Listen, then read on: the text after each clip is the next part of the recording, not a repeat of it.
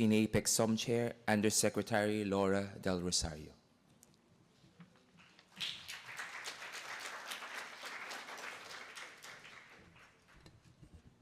Good morning, ladies and gentlemen. Secretary Arsenio Balisacan of the National Economic Development Authority, my fellow senior officials, I'm glad you're still around. Our friends from PECC, ABAC, and of course, those who are working on the services agenda and the services coalitions from various economies. Way back in 2013, we already knew that we were going to host APEC this year. So we took the cue from Indonesia when they held a public-private dialogue on services in Surabaya. I think this one was a joint work effort of PECC and ABAC. Because way back in 2012, even before Indonesia had this PPD, when we bidded for APEC 2015, we knew that services would be front and center in our agenda, except that we were looking at the way how we could insert it already in the priority areas. So we're happy to say that 3 years or 2 years later, here we are with you, and we just want, and I find it, we scheduled it in such a way that you'll be having a meeting right after our senior officials and right before the structural reform ministerial meeting, which has services as part of its main pillars. We started, of course, with 2 PPDs, as we call them. In other words, in the Philippines, we had our second and third after the Indonesian PPD. And we focused on the services that we thought were already ripe for picking. Manufacturing-related services, agriculture-related services, IT BPO-related services, and anything also related to outsourcing and the creative industries. We know that you represent many forms and sectors of services which we're still trying to understand. And I'm sure you have heard of our difficulty in trying to come out with a very high-level services framework that our leaders can really say this is the next way, the next pathway to go. So please help us in this, support our initiative as we try to bring services up to the level of the leaders so that it will become their agenda 2015 onwards. So I wish you a very good meeting, and on behalf, of course, of the people of Cebu and on behalf of the people of the Philippines, we wish to welcome you to Cebu, and I hope you enjoy your stay in this beautiful island. Good morning and thank you.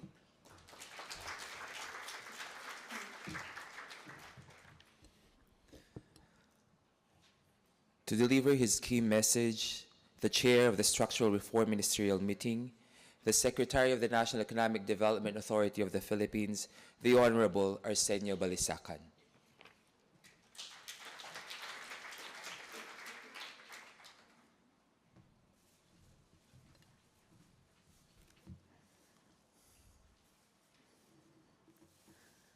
Senior officials of APEC member economies, delegates, representatives of various services coalitions in the APEC, guests, ladies and gentlemen, good morning. Allow me to congratulate APEC Business Advisory Council, the Pacific Economic Cooperation Council, and the Office of the SOM Chair for organizing this pioneering event. This is a unique opportunity for APEC officials, business leaders, small enterprises, users of services, and services organizations to explore ways to maximize the full potential of the services sector as part of the global value chain. As you know, the Philippines hosted public-private dialogues, or PPDs, on services in Clark and in Boracay, in the northern part of this country, in February and May this year. The first PPD featured developments, challenges, and opportunities in information, technology, and business process management, creative industries, and research and development services. While the second PPD covered manufacturing, environment, and agriculture-related services, as well as the role of services in achieving inclusive growth. These PPDs, which were started in 2013 by Indonesia in cooperation with ABAC and PECC, aim to broaden the base for consultation and facilitate the sharing of regulatory experiences and challenges. At the same time, they aim to generate views on ways to improve services competitiveness. Through these PPDs, a number of valuable recommendations have been made. Later this afternoon, we will convene the second Structural Reform Ministers meeting, which the Philippines will chair. Among the themes to be discussed is services and structural reform, which will take off from the paper prepared jointly by the Philippines, Australia, and Peru. The paper focuses on the increasing importance of services within APEC economies, the need for structural reform, challenges currently confronted by the sector, and what APEC can do to address these issues. The services sector is a major contributor to output and productivity growth. The sector, which includes telecommunications, e-commerce, transportation, finance and banking, engineering, construction, legal, healthcare, and education services, accounts for 2/3 of the combined GDP of APEC economies and almost 71% of global GDP. Technological progress, especially in transport and information and communications technology, has transformed business practices where innovations have reduced cost, increased the speed, improved the quality, and expanded the range of products that are traded domestically and across borders. These innovations are particularly beneficial to small and medium enterprises or firms. Services sectors, or the services also absorbs a significant share of the workforce. In the Philippines, the sector accounts for 54% of total employment, or around 21 million Filipinos. This is important at a time when APEC economies are facing an environment of slower global economic growth, slower potential growth, and relatively weak business investment. But the services sector faces unique and significant barriers that, in many cases, are regulatory in nature. If a regulation is too restrictive and prescriptive, then it will hinder innovation. To have effective services trade reform, it will be necessary to balance competing objectives, which include, first, enhancing competition or contestability of markets. Second, ensuring effective regulation to deal with market failures to promote efficiency. And third, attaining social objectives, including the promotion of equity. We welcome the recommendation of the ABAC for the structural reform ministers to address the behind the border barriers to services that reduce competition and restrict investment options. Likewise, we welcome the ABAC support for the development of an APEC services cooperation framework to be endorsed by the APEC leaders in November this year. The Philippine Initiative aims to provide a common direction and more coherence in APEC works and services. This direction must ensure that APEC's multi-fora and multi-stakeholder services agenda remains responsive to technological developments and evolving business realities. Also to be launched in today's conference is the APEC Coalition of Services Organizations. This coalition will seek to provide a voice to services stakeholders and promote a broader understanding of the vast opportunities and the essential measures that need to be considered to realize substantial gains from the sector. As we proceed with this morning's sessions, we encourage all stakeholders to continue to dialogue to build the economy's capacities to promote an enabling an environment for services, trade, and investment, as well as improve the competitiveness of our services sector to meet the Bogor goals and strengthen regional economic integration. Thank you, and may we have all a productive conference.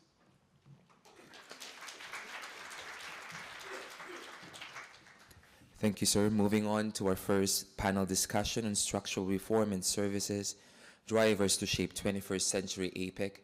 I would like to call on Ambassador Manikam Supiramaniam, former ambassador of Malaysia to the WTO, our moderator and reactor for this session. He will be joined by the following speakers: Honorable Arsenio Balisacan, Honorable Stephen Shobo, Mr. Homenkit, Mr. Anthony Nightingale.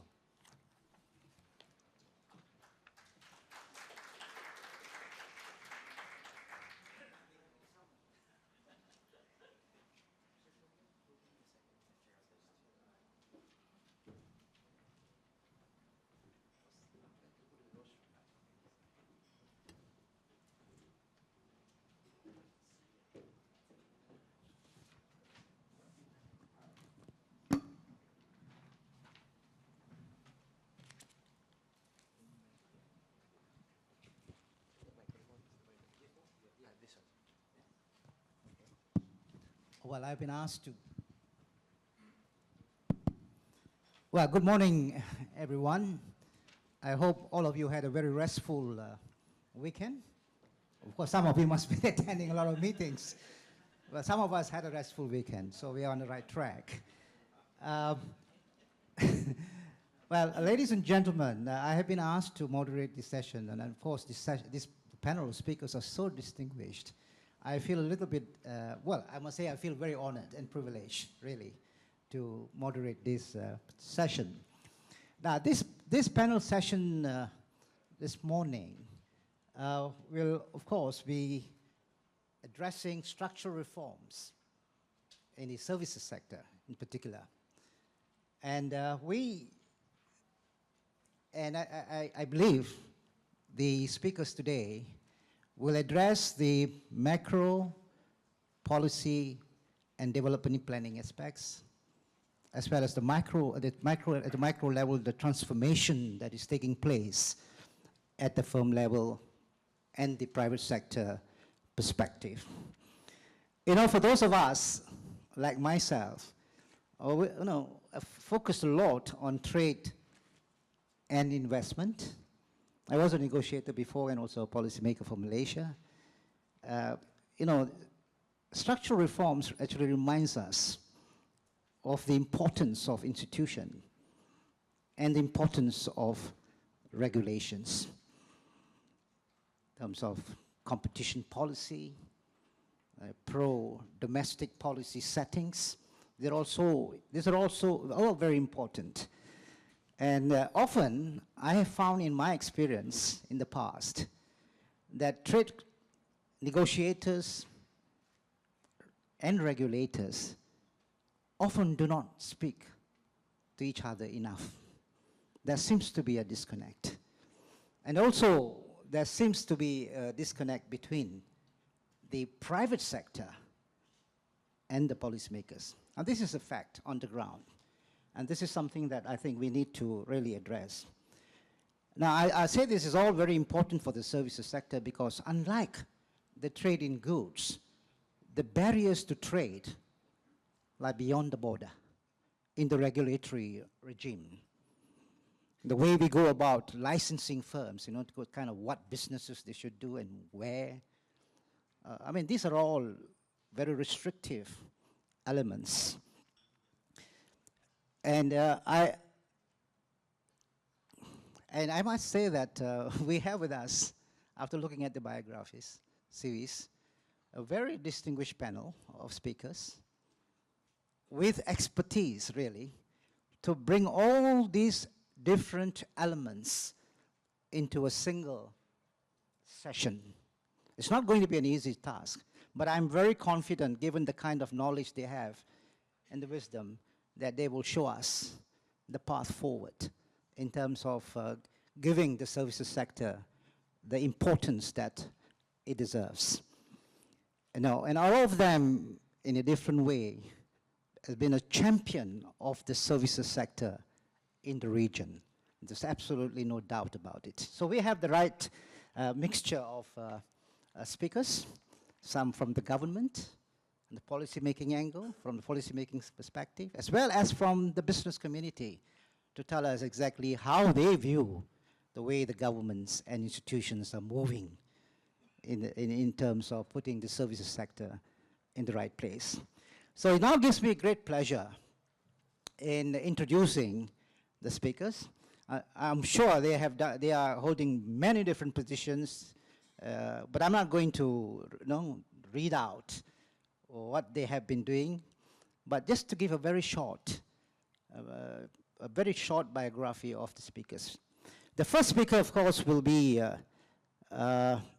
this Secretary Arsenio Balisan. So I hope I pronounced your name correctly. Now, he's the Philippine Secretary of Socio-Economic Planning and Director General of the National Economic and Development Authority. Concurrently, he serves as Chairman of the boards of the Philippines Statistics Authority, Philippine Institute of Development Studies, Philippine Center for Economic Development, and Public-Private Partnership Center. The second speaker was Honorable Stephen Chobo. The Honorable Stephen Chobo is the Parliamentary Secretary to the Minister for Foreign Affairs and the Minister for Trade and Investment. He was the Parliamentary Secretary to the Treasurer from September 2013 to December 2014. And then we have Mr. Ho Meng Kit from Singapore. He's an ABAC member of Singapore and the Chief Executive Officer of Singapore Business Federation. He serves on several Singapore public sector advisory councils and boards. And I believe he's also a fellow of the Singapore Institute of Directors. And lastly, we have, of course, a very important man from the private sector, Mr. Anthony Nightingale. Anthony Nightingale is a member of ABAC Hong Kong, China, and the director of Jardine Medicine Holdings, a very big conglomerate, I must say, which is based in Hong Kong. He is director of Dairy Farm, Hong Kong Land, Jardine Cycle and Carriage, Jardine Strategic and Mandarin Oriental, and a commissioner of Astra International. He is the director of UK ASEAN Business Council and chairman of the Hong Kong APAC Trade Policy Study Group. So you see, ladies and gentlemen, we do have a panel of speakers who have an illustrious list of qualifications behind them. So without much ado, it now gives me great pleasure to invite Secretary Baliskan to make his presentation. I believe you are adequately informed of time management. Thank you, sir. Thank you. Let me begin my remarks by enumerating a number of trends in production and trade that present opportunities for services to play an important role in productivity growth and employment generation. First is the growing servicification. I hope that it will enter into Webster's dictionary or Oxford dictionary soon, of many product offerings. With increased competition, firms have resorted to bundling services to add value to their products. World Bank has estimated that services represent more than 30% of the value added of trade in manufacturers. Second is the growing dominance of global value chains, where production is undertaken in several segments spanning several jurisdictions. Since each part of the chain specializes in only a specific segment of production, scale economies can be realized even with medium capacity. Going through its link and node, however, requires logistics services and complex coordination of activities. Third is the growth of digital trade with the rise of digital buying and selling platforms and payment systems. With access to these developments, even the smallest SMEs and individuals can become micro multinationals. Given these opportunities, it is important to assess the regulatory environment for services to ensure that the sector can take a bigger role in our respective economies. Innovation should be encouraged to increase the competitiveness of the sector so that it can contribute more to growth, productivity, and employment. At the same time, we should be mindful that these innovations could give rise to new threats to consumer security. Hence, the reform agenda should balance these competing objectives of enabling the services sector and protecting consumers and firms against possible negative spillover effects. I look forward to this forum and future fora to hear from various stakeholders of services how we should proceed with the reform agenda and services. Thank you.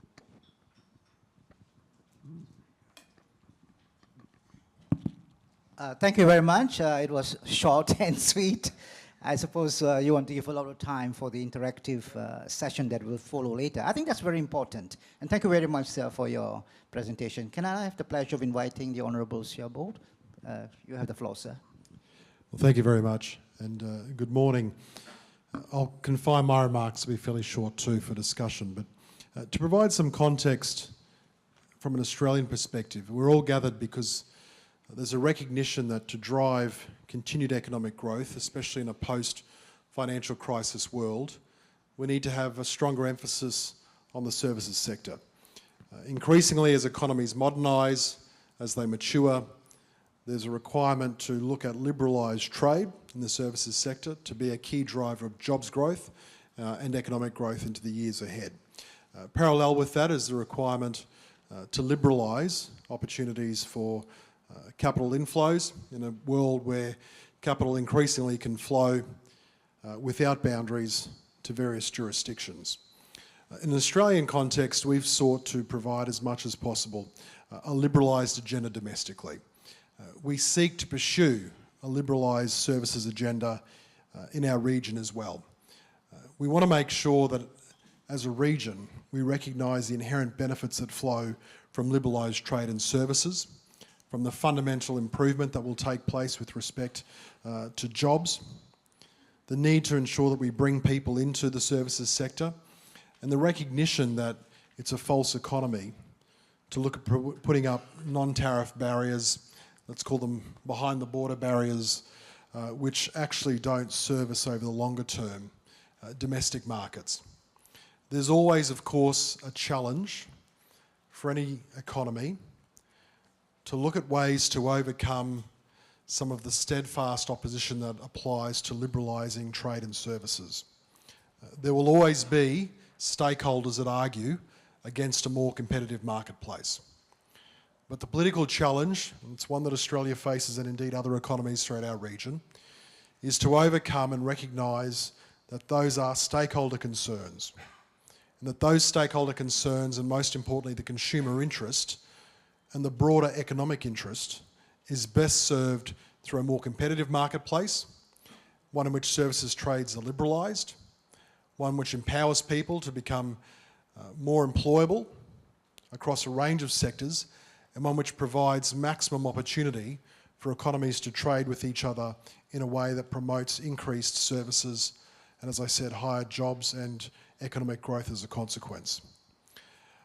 Beyond APEC, in the years ahead, we think it's very important to focus on meaningful reform that can be achieved. We drive as much as possible the need for unilateral action. Unilateral reform that can take place is ultimately going to be of benefit to each economy that chooses to pursue it. Likewise, we also believe that in our region, the benefits that flow through unilateral reform will be heaped most upon those countries that are early adopters. And Australia has sought as much as possible to lead the way in that respect. Fundamentally, through pursuing this agenda and through vehicles like APEC, we want to make sure that we continue to engage the business community to reflect upon the needs the business community has for more liberalised trade and more liberalised investment agendas. We want to ensure that we can provide a very clear direction for all of those economies that are participating about the benefits that flow from that liberalised trade. Australia has sought to pursue and lock in a number of the key gains that we've made in terms of structural reform. We're doing that on a bilateral sense with a number of free trade agreements that we've put in place, most recently with Japan, Korea, and in the very near future, China. By locking in those unilateral reforms that we've been able to achieve through bilateral agreements, we know that we're going to place our economy and alternatively the respective economies on a stronger footing. As the Asian region continues to mature, there'll be more and more demand for high quality services in areas such as education, health, aged care. These are all key areas where the scope for reform is significant, the productivity gains significant, and the employment boosting prospects of those reforms significant as well. So I'll confine my remarks to those and look forward to the panel discussion. Thank you. Thank you very much, sir. Can I now, Mr. Ho Min Kit, you have the floor, sir.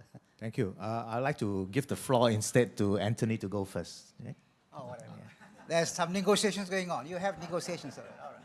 Thanks, Venkit, and thank you, Ambassador. It's a great pleasure to be here today for this first important conference of services coalitions in APEC. I'd like to congratulate our Philippine hosts for arranging this, and also congratulate ABAC Indonesia and the ITC, who've worked on this concept for some time. It's very good to see you all here. Ladies and gentlemen, in an APEC and ABAC context, services has come a long way in a short time. ABAC first began to take services seriously in 2011, when we produced a major report. The following year, some of us went to Kazan in Russia. It was Russia's APEC year, to present our findings to some APEC committees that were meeting around the Ministers of Trade session. We were able to obtain an advance copy of the statement that the ministers were going to make after they'd met. Imagine our consternation when we looked at this 7-page document and found no mention of services. I would say that after we pointed this out, and with the help of some sympathetic officials, a small paragraph, a very general paragraph, was included. Since then, there's been a lot of progress. As Laura mentioned at the beginning, we had the first public-private dialogue on services in Surabaya 2 years ago, organized by APEC, PEC, and PEC with the APEC senior officials. And there are a number of excellent APEC work programs on services now underway. This has culminated in the Philippines making services this year a major focus. There have been already a couple of well-targeted private public dialogues on different aspects of services. And of course, today we have this gathering of services coalitions. There's also been the preparation of the APEC Services Cooperation Framework, which ABAC very firmly supports. This audience will be very well aware of why services are important. They represent some 66% of APEC's GDP. As important, and a fact that's not always so fully recognized, efficient services have a huge impact on other areas of the economy, like manufacturing, mining, agriculture. Uncompetitive services lead to uncompetitive manufacturing products.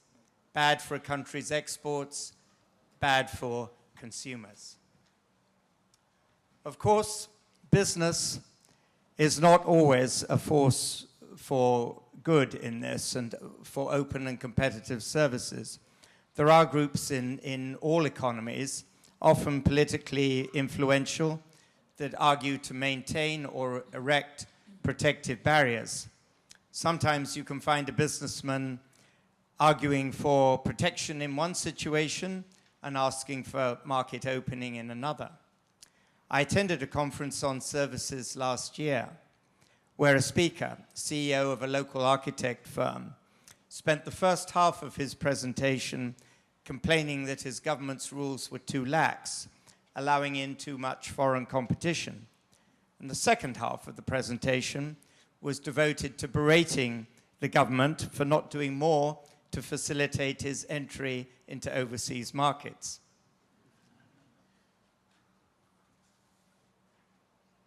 All of us here today would recognize the great benefits by opening services and facilitating services, trade and investment in this world of growing global value chains and in the context of economic inclusiveness, a key theme for this APEC year.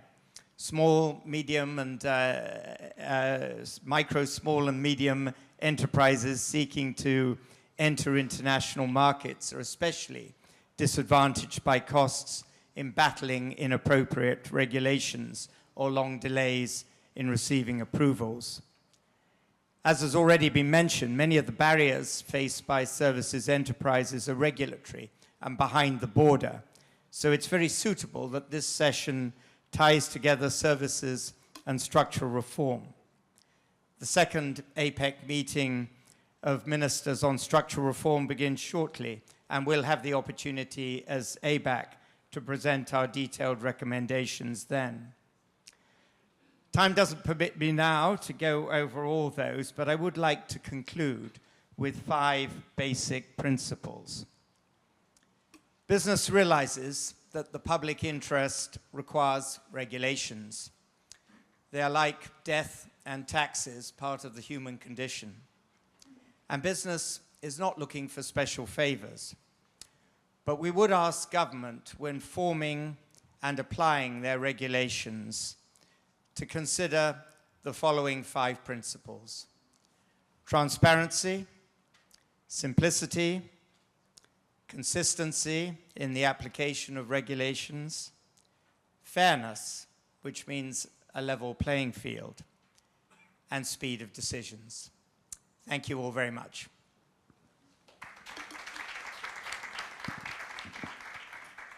Thank you, Anthony. And can I invite Ho? Thank you. First, I would like to introduce the Singapore Business Federation. It is the apex business chamber of Singapore with 22,000 of the largest companies in Singapore, both local as well as foreign. The SBF is also a confederation with representatives from major local and foreign chambers in Singapore. Now, reflecting the composition of the Singapore economy, more than 75% of our members are in the services sector. As for myself, I'm currently a member of ABAC Singapore, and I currently co-chair the ABAC REI, the Regional Economic Integration Work Group, with a specific focus on the new services agenda. And we are all aware of the importance of the services sector to each of our economy and to the region. They are the largest employers in many economies, and the services sectors have wide participations by many MSME.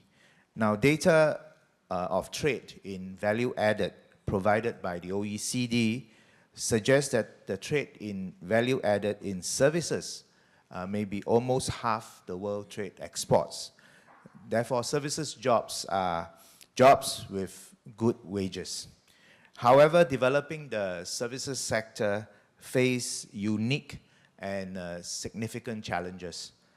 First of all, as many of my fellow panelists have noted, the services sectors are impacted most by behind-the-border issues, and this is particularly so when it involves cross-border labor participation. And this is a politically sensitive issue for most government. And services sectors are also very wide, ranging from logistics to transport to finance, trading, professional services, etc. In government, these sectors, regulators and promoters are different agencies, and careful and close coordination are needed amongst many agencies to develop the services sector. Certainly, there is no one services champion in government, and therefore the mode of cross-agency collaboration is therefore critical in services development for the public sector. Internationally, the conversation for greater services liberalization has just started.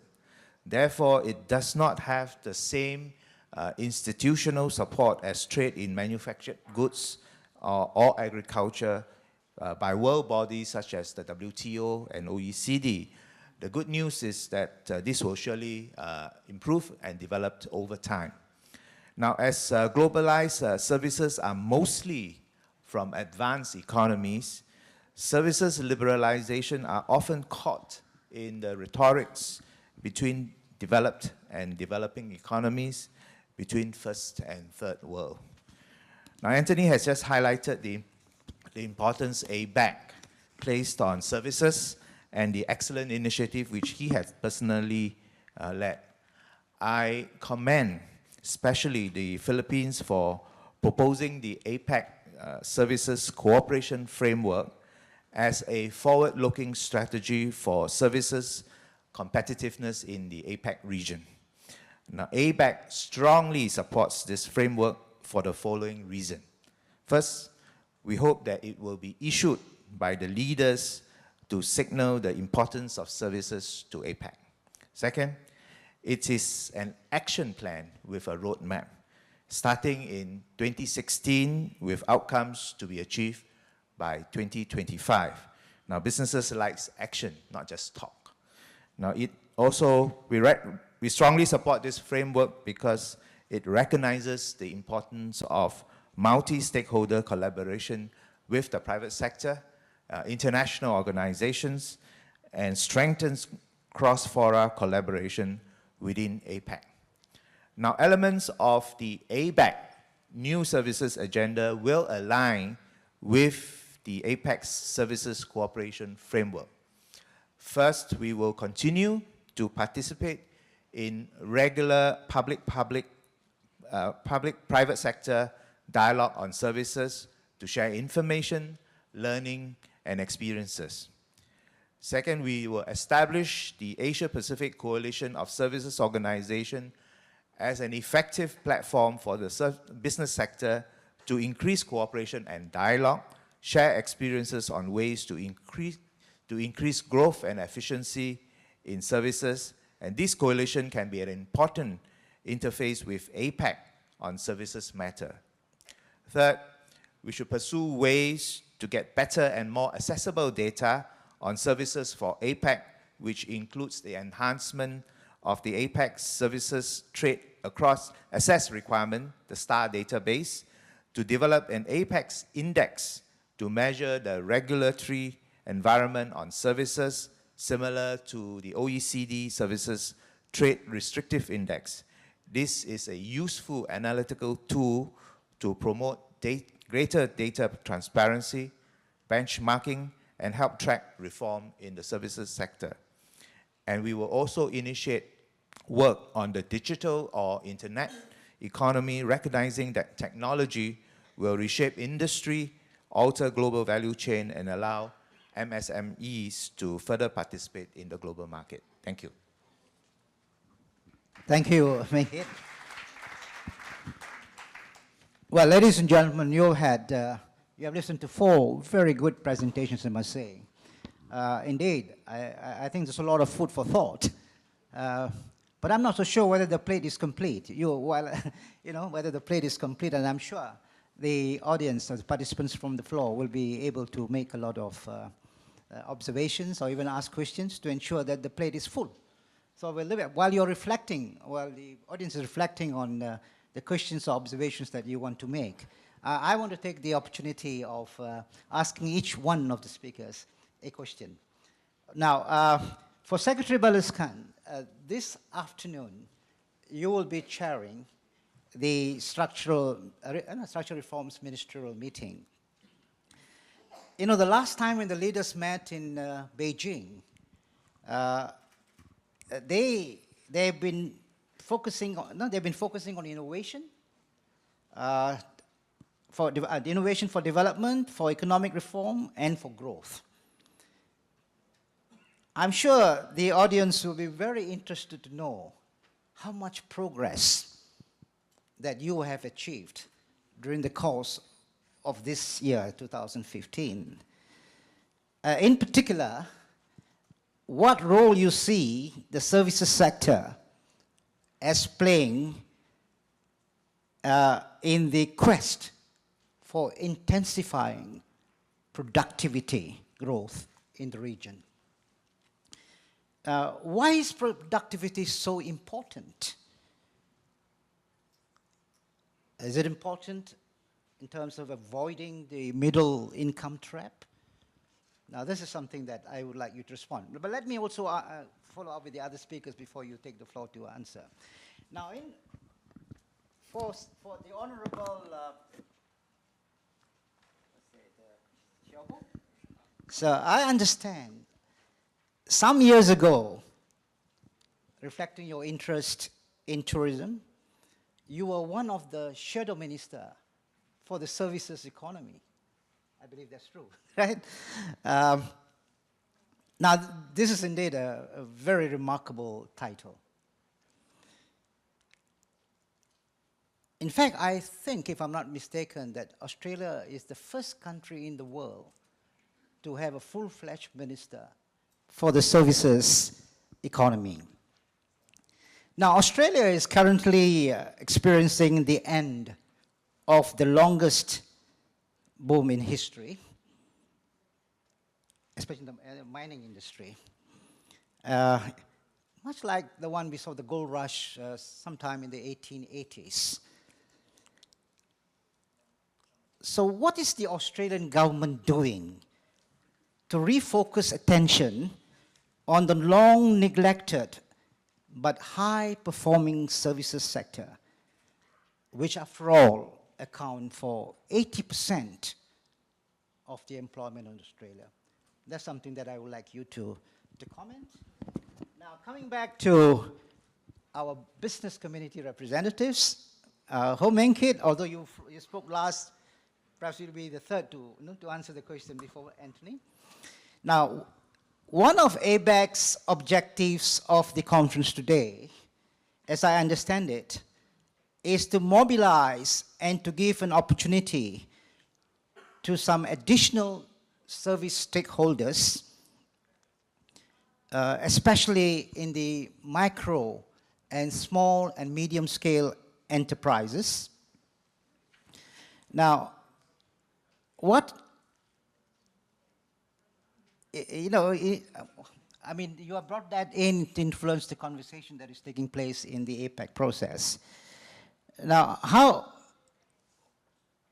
do I put this? I think this is a very inclusive approach, bringing in the micro and the small and medium scale enterprises into the process. Now, I think this will be a very strong ammunition to help ABAC in its advocacy of the importance of the services for regional connectivity. But I'd like to hear how you see this going forward. How ABAC can continue to engage with the wider set of the services sector stakeholders that APAC has brought together this year through the public-private dialogues.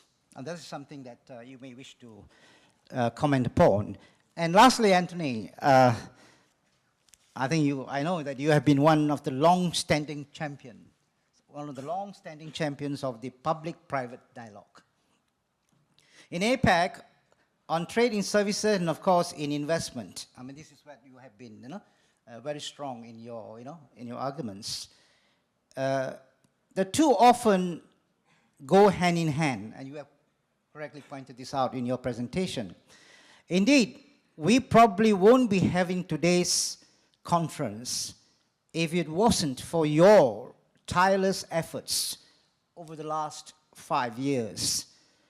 So what do you see as the key structural regulatory challenges to the businesses that you oversight? Why is it important for structural reform ministers to get involved in the services sector? And that is something that I would like to. So, Secretary Beliscan, can you please answer? After that, of course, I will open the floor for further questions and observations. You have the floor, sir. Okay, thank you. You ask what progress have we made in relation to the discussions on innovation in Beijing, innovation and growth. And my short answer to that is it's a work in progress. Admittedly, many individual countries are working on their own paces, but working as a group is something else, and that's what we in APEC are trying to achieve. Because while progress can be made with each country, member economy working with their own innovations, with their own structural reforms to achieve their societal objectives, we all agree that the benefits from cooperation, particularly working as an APEC community, APEC region, would yield far more than the sum of individual economies. I think that's what we have to bear in mind, that there are strong externalities and spillover effects from positive ones from working together. And the agenda for the ministerial meeting that will start this afternoon is to push that envelope further by asking the ministers to be more concrete about their what they're bringing to the table, and that we can measure progress. And so we appeal measurable indicators for the economies. Okay, the next one is the importance of productivity growth in each of these economies. I think one should start from the fact that if there is any single, and what the evidence suggests is that innovations in transport and ICT have been the single most important driver of growth and globalization in the past 4 decades. These innovations have reduced costs tremendously, allowing globalization to move quite fast in an unprecedented fashion in the area of finance, trades, goods and services, foreign investment, even labor and technology. And the evidence is overwhelming that for those economies, whether they are developed or developing, particularly even for the developing ones, who have embraced globalization and coupled that with good reforms, good governance, have benefited substantially from this free flow of goods and services in terms of poverty reduction, a generation of quality employment, and so on. And those who have not benefited from globalizations are precisely economies who have had problems with institutions that prevent innovations and efficiency in their market economy. So for many of the economies in our region, particularly the emerging ones, the discussions about middle income trap are quite apt, and there's no, from my mind, there's no quick solutions to getting out of the trap, but there is no alternative to raising productivity as the engine for going out of the trap, particularly as labor has become shortage for with this aging population in many of our economies, even as their level of per capita income is still quite low, the only way to go up is to raise the productivity. And innovations and human capital, investment in human capital are key to that. Thank you very much, Honorable Cebu. Well, thank you. In the Australian context, yes, we did enjoy a big boom. Commodity prices were at record highs. We were moving large volumes of commodities. But it wasn't always like that. In the period in the early to mid to late 1990s, Australia was very much classed as being an old economy. And of course, the Australian dollar against the US dollar was performing very poorly. We enjoyed the fruits of a strong boom in commodity prices, high demand from predominantly China, of course, and India. But now we're in a transition as the economy rebalances away from the commodities sector towards what drives 75% of Australia's economy, which of course is our services sector.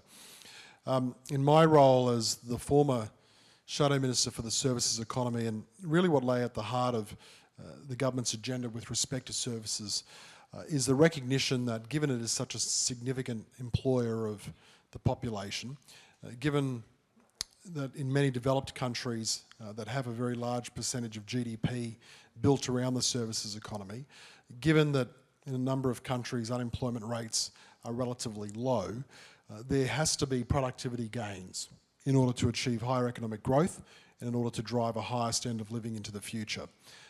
Now, for many developed economies, that means actually it plays a crucial role in fiscal consolidation as well, because for many countries, of course, there's a significant structural deficit that sits in place across economies, and so reforms in the services sector also play a key role as part of that agenda of achieving reform. Now, for Australia, our focus is upon doing a couple of things. What we've sought to do by boosting productivity is see public funding really working in cooperation with the private sector to drive investment in productive infrastructure. So that's been one of the key public policy tools that we've used, investment in public infrastructure to drive productivity.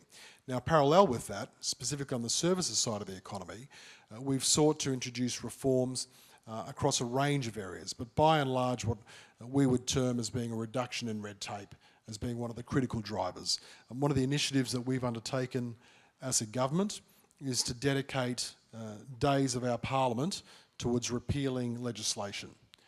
And then we quantify the inherent value of those repeals to look at what is the reduction in the compliance cost through those regulatory repeals. And we have set an agenda for the government to remove $1 billion worth of regulation each and every year. So far we have more than achieved that with the regulation and legislative reduction that we've put in place in Australia. We continue to pursue increased, or I should say more liberalised markets. We've also put in place a number of initiatives in relation to, for example, mutual recognition of professional services, opportunities to reduce wherever possible, both in a domestic context and in an international context, opportunities for beyond the border barriers so that those can be reduced and continue to provide more unfettered access both into Australia and from Australia to other markets in terms of professional services, in terms of mutual recognition, in terms of accrediting past experiences and employment and those types of issues in the services sector of the economy as well. We see that as being a key driver and a key boost to productivity and fundamental to driving income for Australia as well. So that's been at the front and centre in terms of Australia's agenda. One area, slightly controversial for the Australians in the room, but one area where we haven't frankly done enough is in relation to labour market reform. But that's not something that's confined to Australia. Labour market reform has got to be a key plank in terms of your public policy levers to be used to help to drive productivity as well. And there's no doubt that increasingly we'll see the need to have increased labour market reform to drive the flexibility that the modern world requires. In this day and age, and I use perhaps some of the best examples where we say, you know, the biggest taxi business in the world is Uber.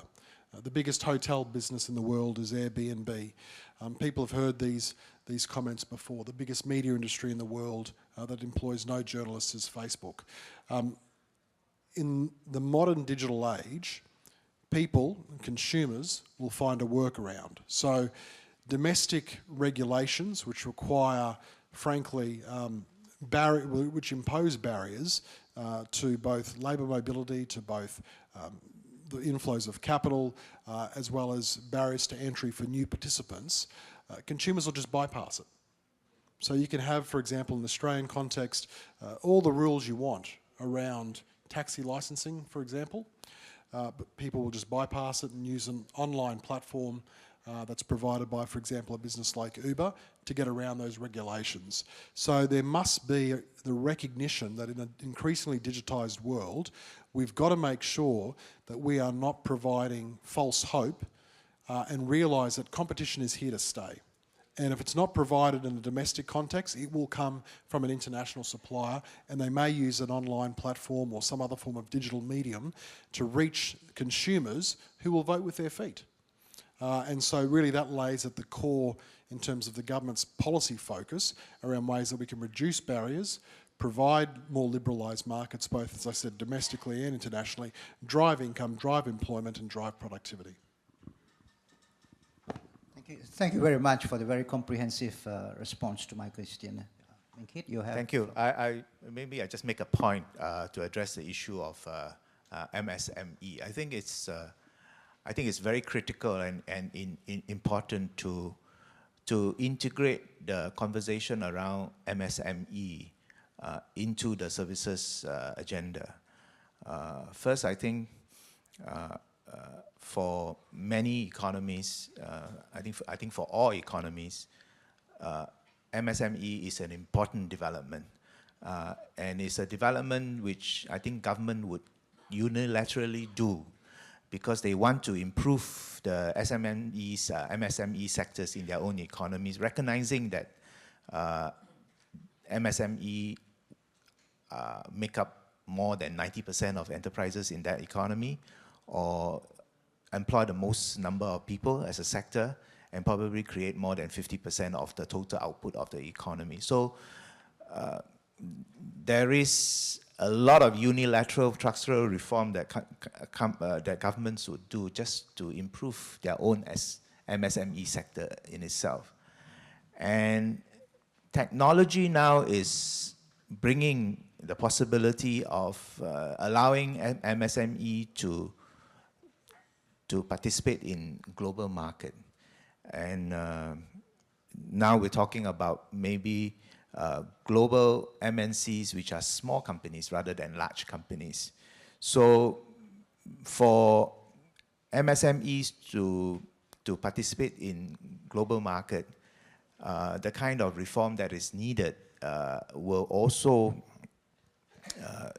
would be similar to the sort of reform that the services liberalization needs. So I think MSME is an important agenda, and it should be closely integrated with the services liberalization and development in APEC context.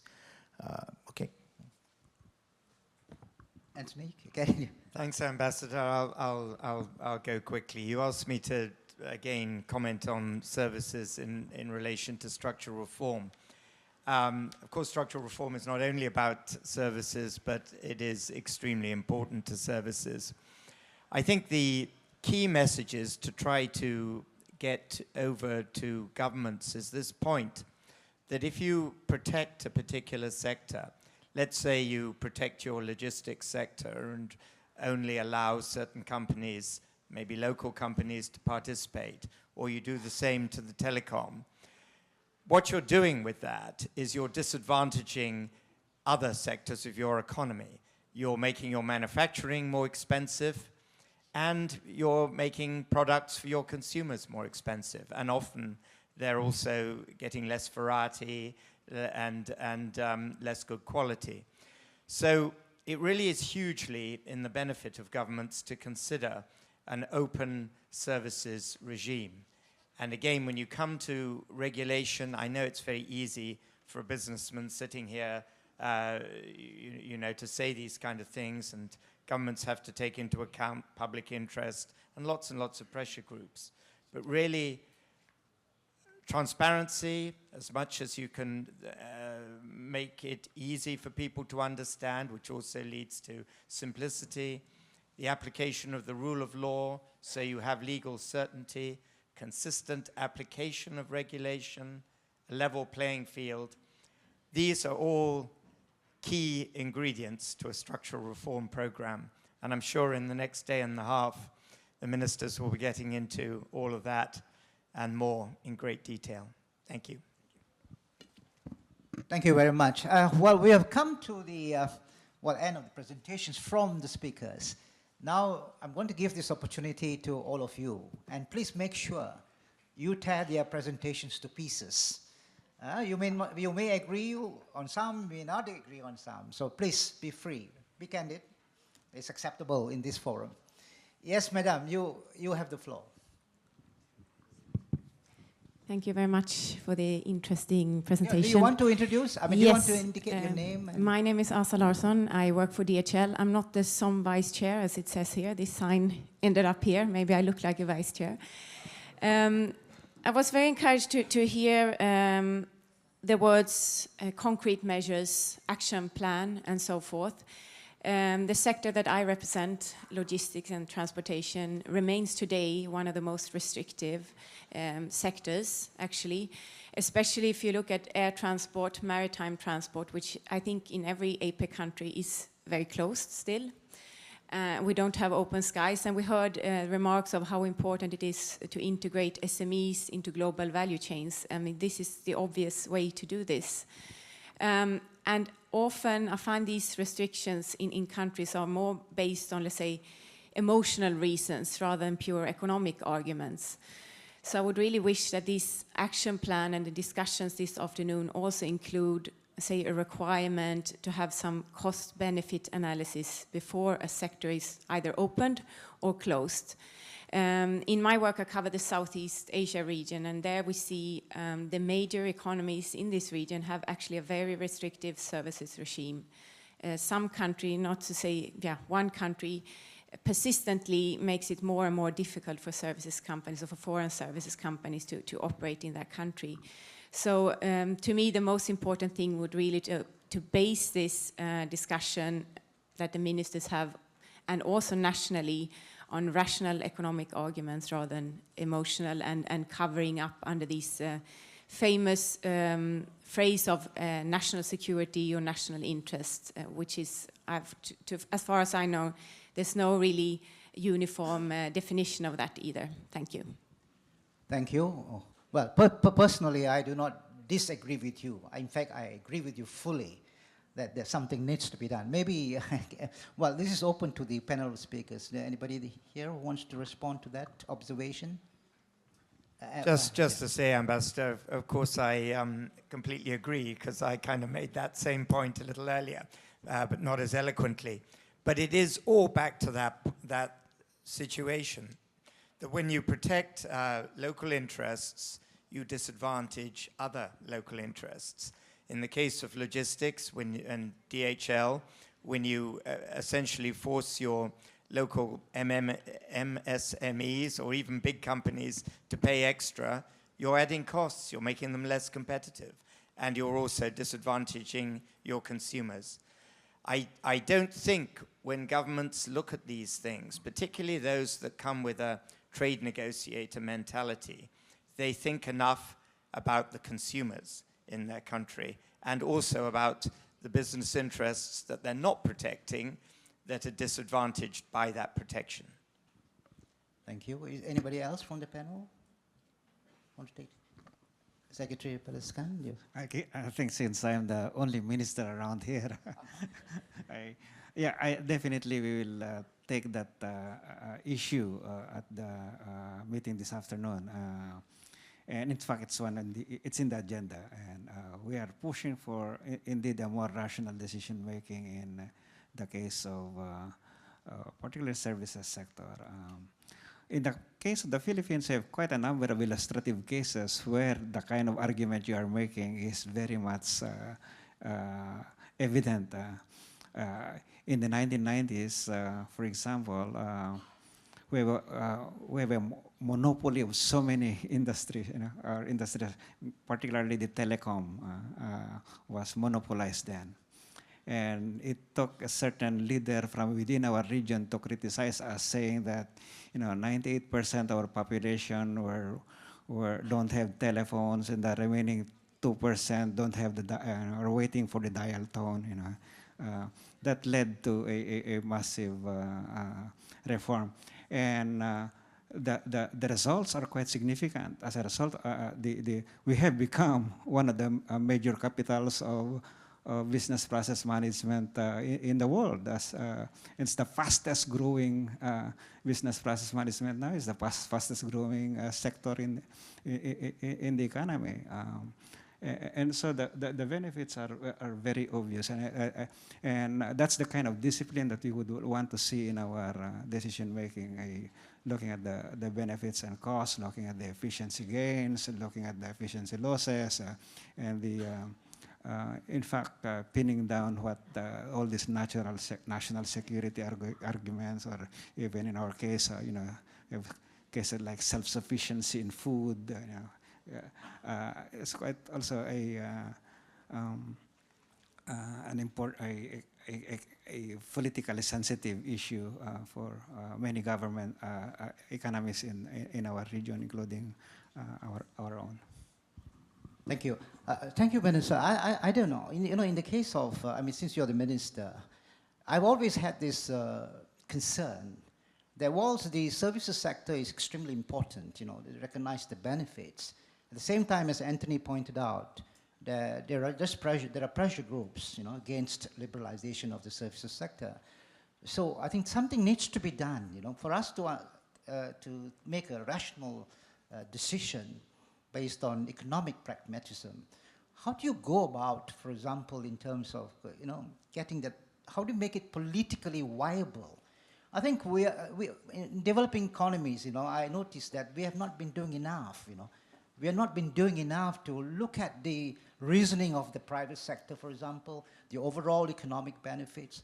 But we somehow have this knee-jerk reaction to, okay, we'll protect this, and therefore we will go slow on liberalization. But I think we need to do much more in terms of exploring options, to make it politically viable. And that's how I look at it as a previous trade practitioner and a negotiator, that sometimes we don't talk, as often as we should with the stakeholders. There is a disconnect, for sure.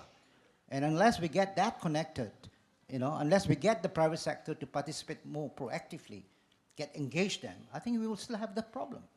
And we will lose off in terms of the benefits. Sorry, yes, please, you have the floor now. Gentleman there at the back.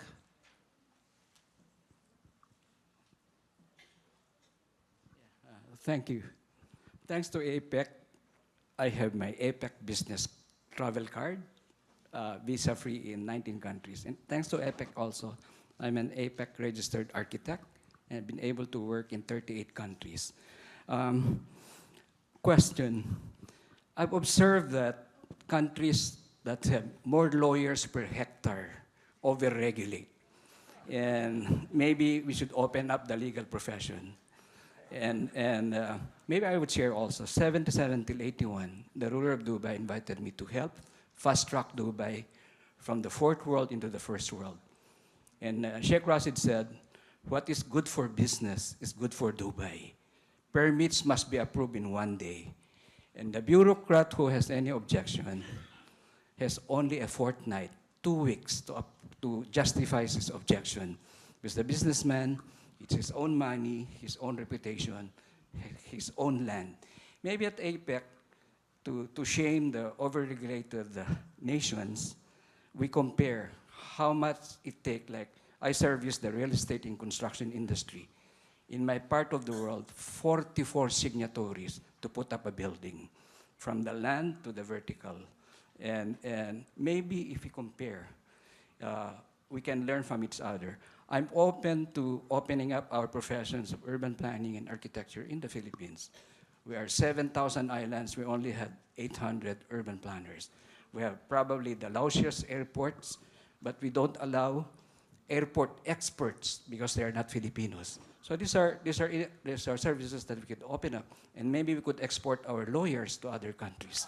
And there are 800 Filipino architects in Singapore, 56 of them trained in my office, and I'm benefiting. Every time I go to Singapore, we have a reunion, and they share with us best lessons learned in Singapore. Thank you very much. Thank you. Is there anyone who want to add on to? It's just an observation. You're not asking any question, are you? No. Question, can we open up the legal profession? Oh, you're suggesting that the legal profession should be opened up. Yes, sir. Any comments? Well, I think Secretary Baliscan, you're from the government. Or we import lawyers who are more progressive thinking and stop proposing stupid laws. I'm sorry, obsolete laws. Thank you. I can add to that, Mr. Chair. There is an issue in The Economist some time ago which shows that the number of lawyers per capita, map that against growth, economic growth, GDP growth per year, inverse relationship prevails.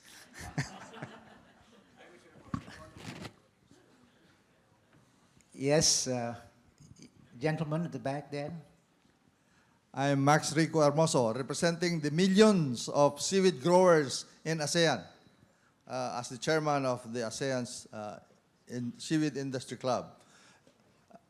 Anyway, my question or my point is this.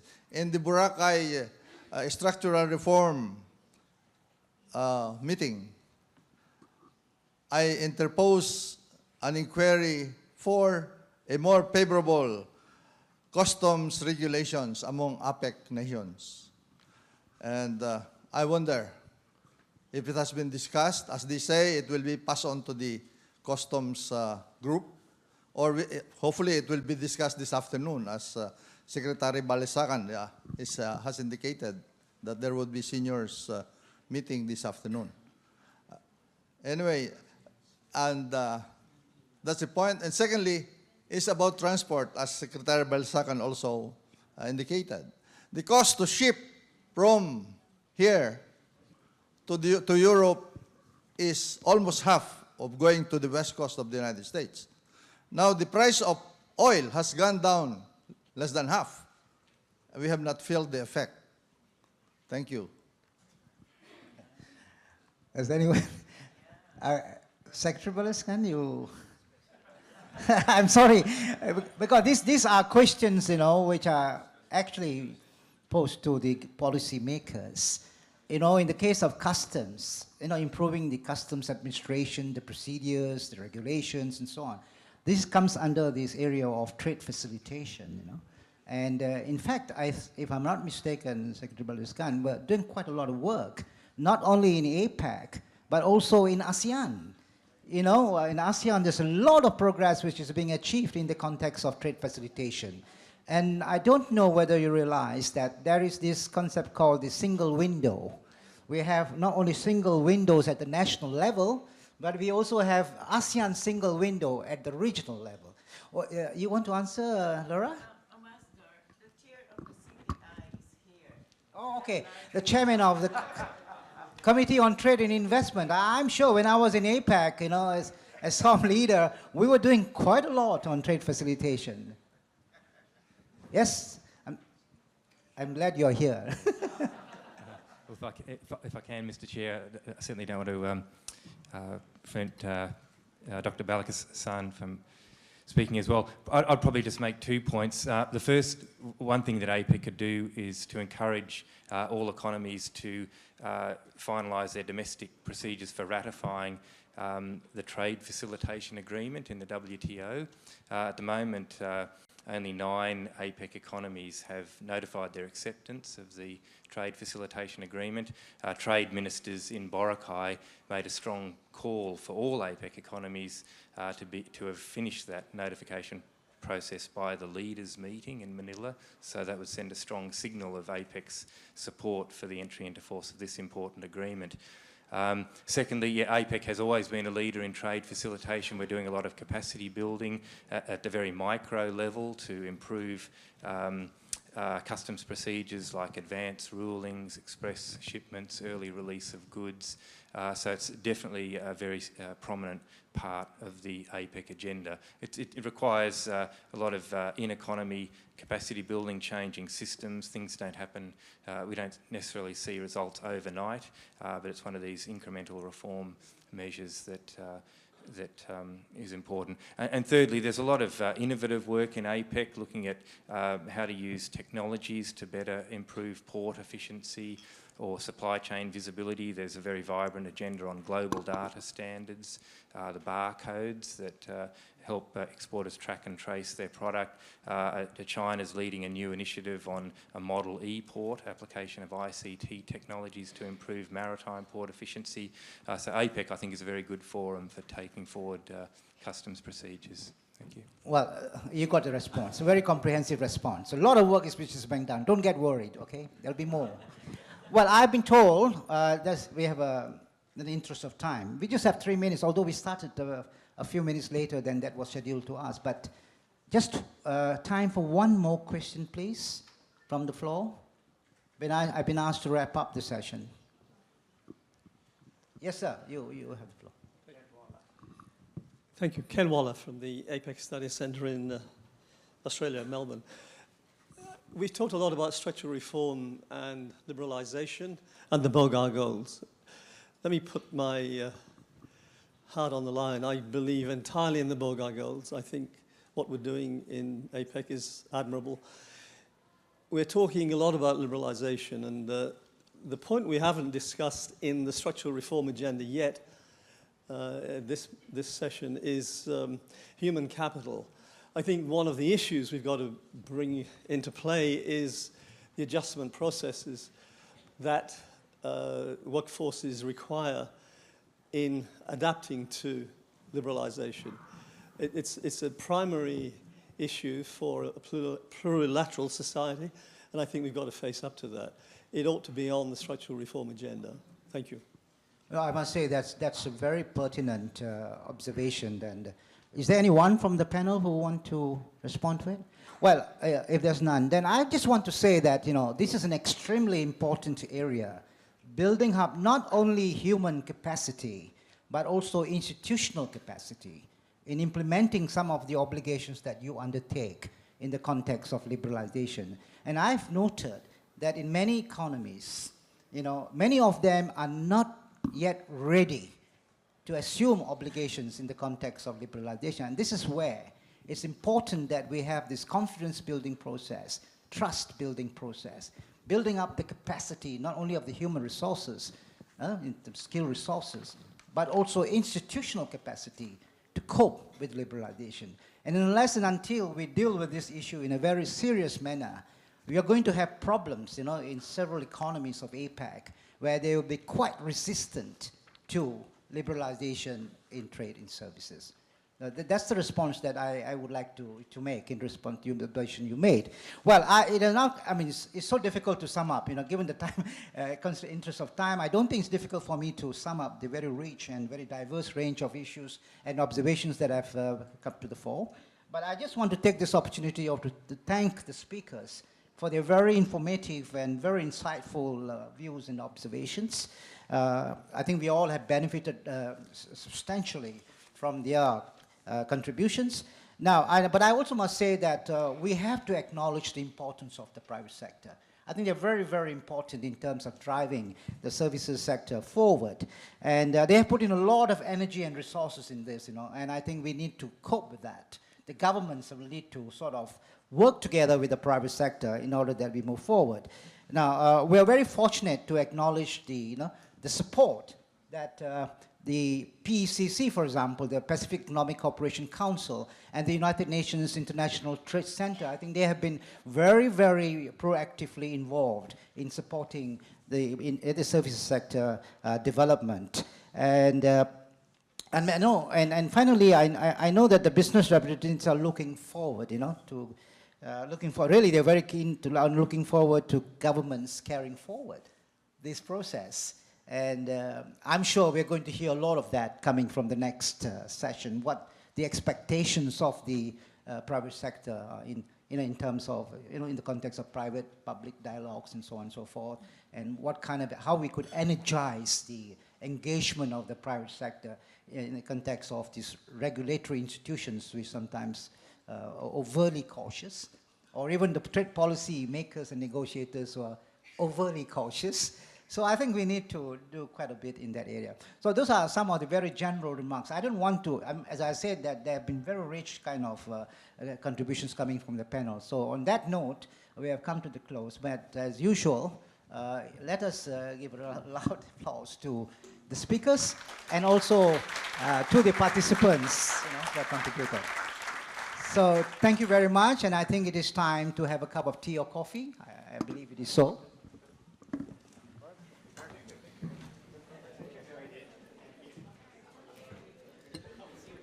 We'll be having our coffee break for 10 minutes, and may I request everybody to be back after 10 minutes. Thank you.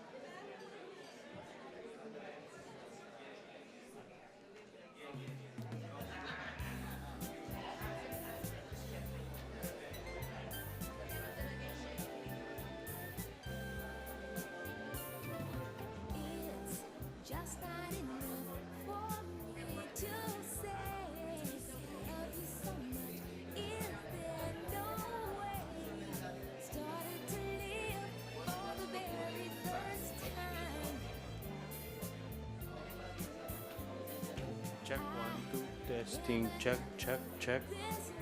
Sound check, 1, 2.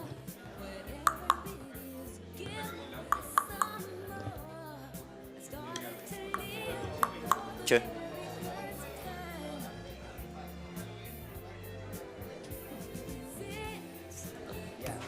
2.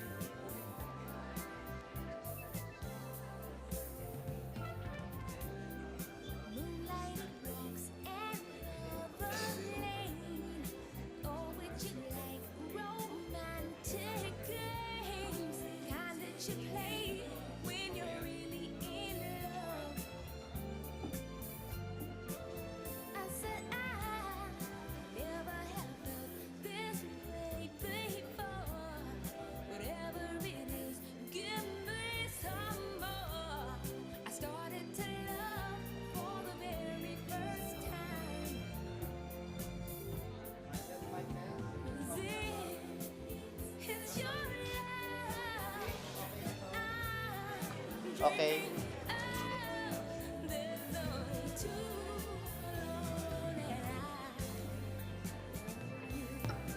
2. 2, 1.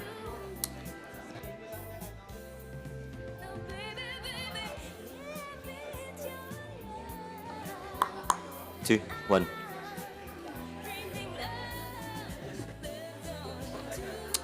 Check, check.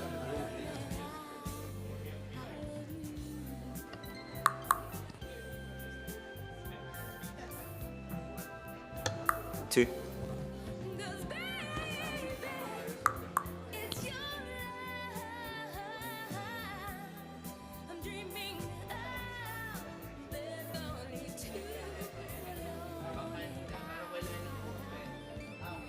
Kasi the next session kasi 6 eh.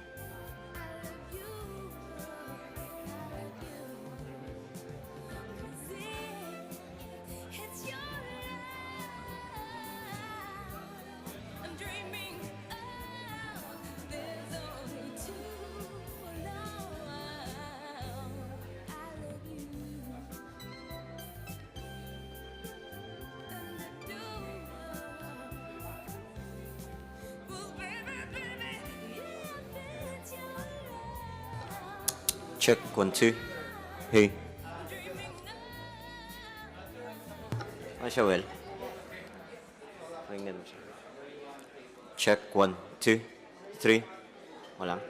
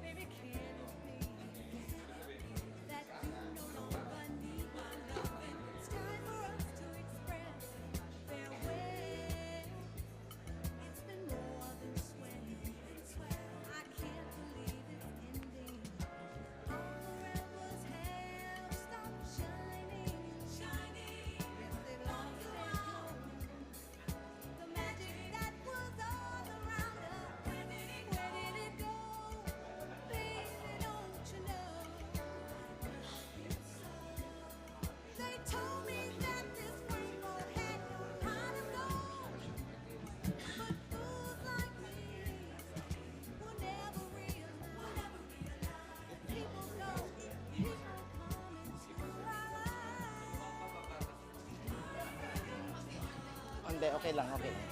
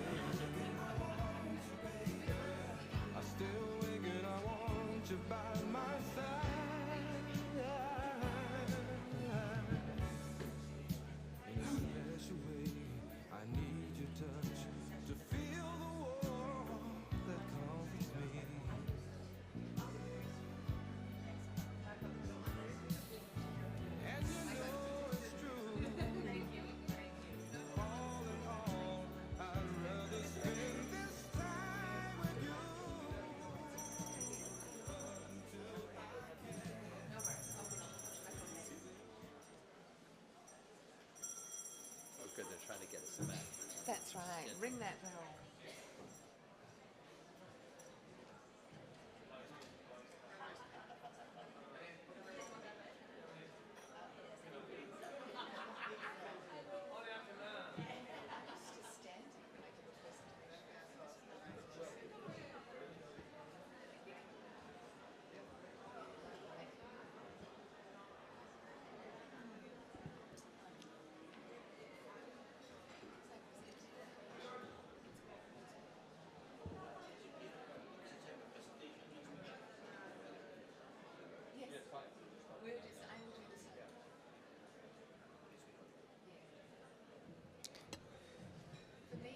May we invite everybody to settle down? We will start our session 3.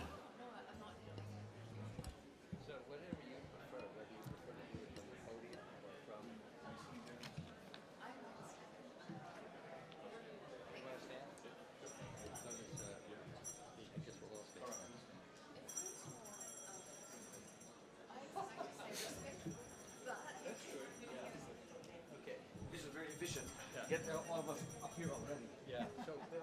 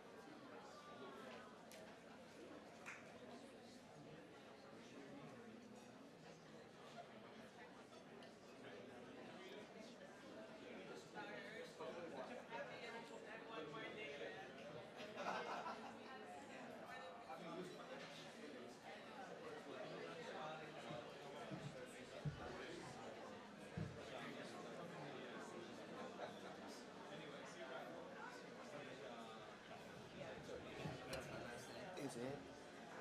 I'll guide it. I'll guide it. Thank you.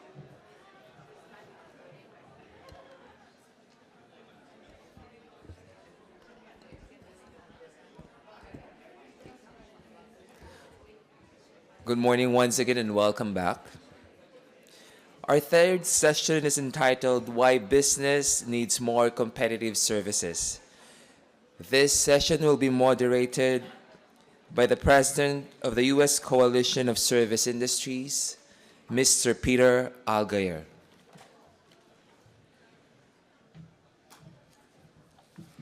Well, thank you very much, and welcome back to this second session. First of all, I just want to express my gratitude to the Philippines for the outstanding job that you have done in organizing today's operation, but all the activities of the last 2 weeks. I can't believe how smoothly things have gone, and after you've been working so hard for so long to set this up. So thank you very much for that.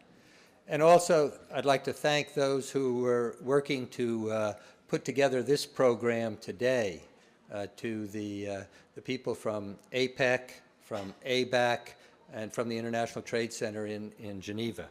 So thank you all for that. The title of this program is Why Business Needs More Competitive Services. And we have an outstanding panel to address that from different perspectives. So let me introduce those panelists.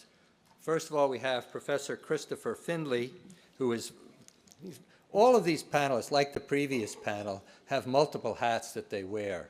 So I will just identify a few of the hats that they wear. Professor Findley is Vice Chair of the Australia Pacific Economic Cooperation Council, and his day job is he is Executive Dean in the Faculty of Professions at the University of Adelaide in Australia.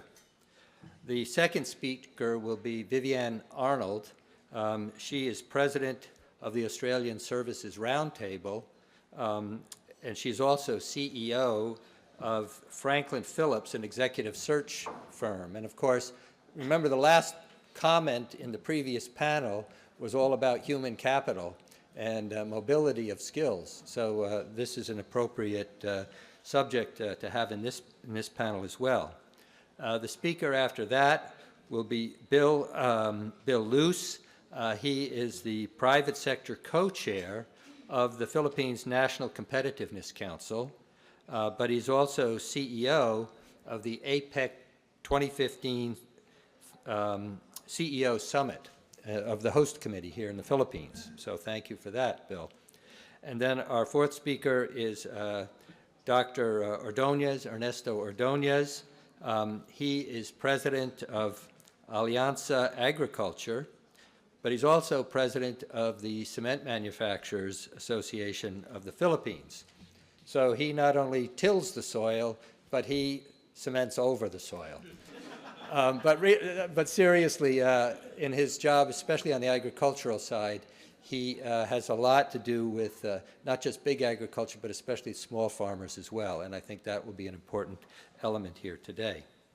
So, as I said, the title of this is Why Businesses Need More Competitive Services. And I think everybody in this room knows why. And this little picture is supposed to show why it matters, that you've got two paths as a business.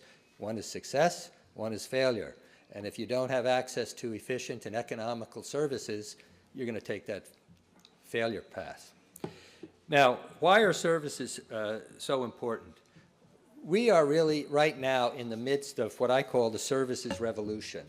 And it is as dramatic, it has as dramatic an impact on our daily lives and our work lives as the Industrial Revolution of 100, 150 years ago had. Just a couple of numbers. Services is the world's largest employer, 3.2 billion people. And it is also the source of most new jobs. So right now, services account for something like 70% of world GDP, and that is up from 64% in 2000. Now the question is, who needs services? The important thing here is the numbers are impressive, but what really matters is that services are the facilitator for all other businesses, whether it's agriculture or manufacturing or energy. All these businesses only can succeed if they have access to efficient services. And this is all part of the global value chains that were discussed in the previous panel. The global value chains involve an integration of services and other activities. So that's, I think, one of the most important things to get across. And someone has said that now what we do, we don't specialize in goods trade anymore. We specialize in trading tasks. And that's the whole thing about global value chains, is that you don't have businesses that produce something from scratch to the final product.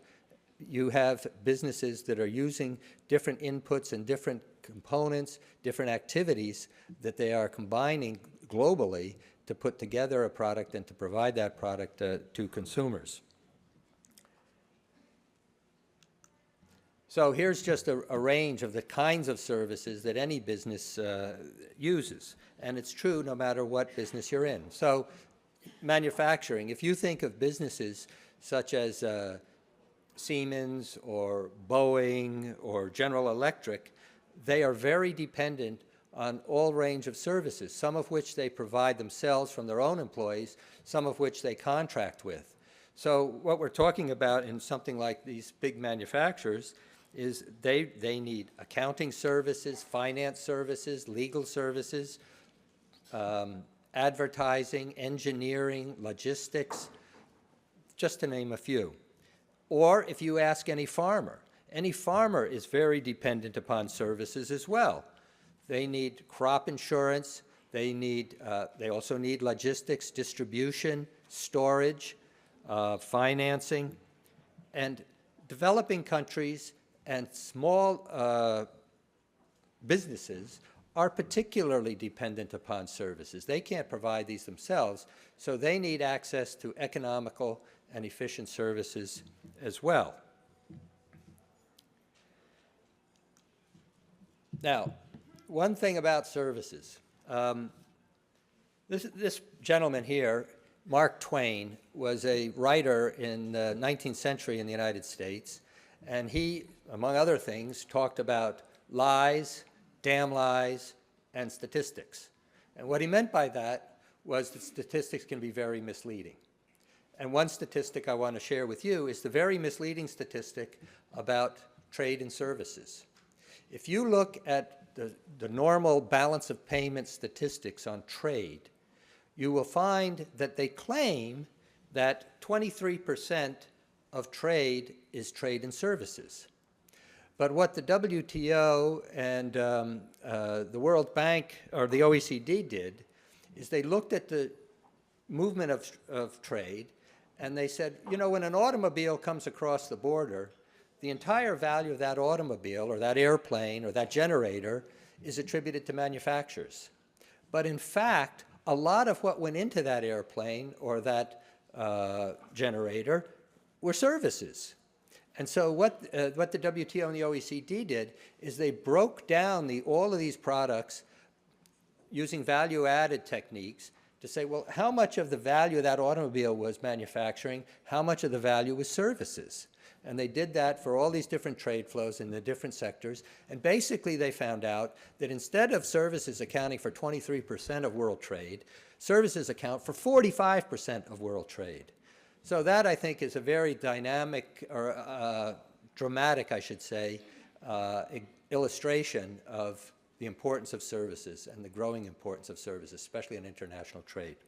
So fortunately, we have here today 4 panelists who can help us to understand this from different perspectives. And they will be talking about it from different perspectives. But the cumulative effect of what they are going to say is to illustrate how important services are to the prosperity of the APEC economies and the kinds of policies that are going to be important in order to achieve that.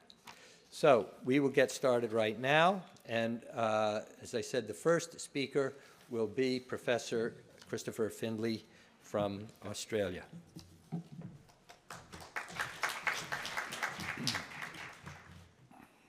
Thanks very much, Chair. And thank you to the organisers for having me here today. The topic is why business needs more competitive services. Here's a photograph from my hotel window yesterday. Very apt, I thought. Here's a bunch of services being provided to shippers in and out of this community.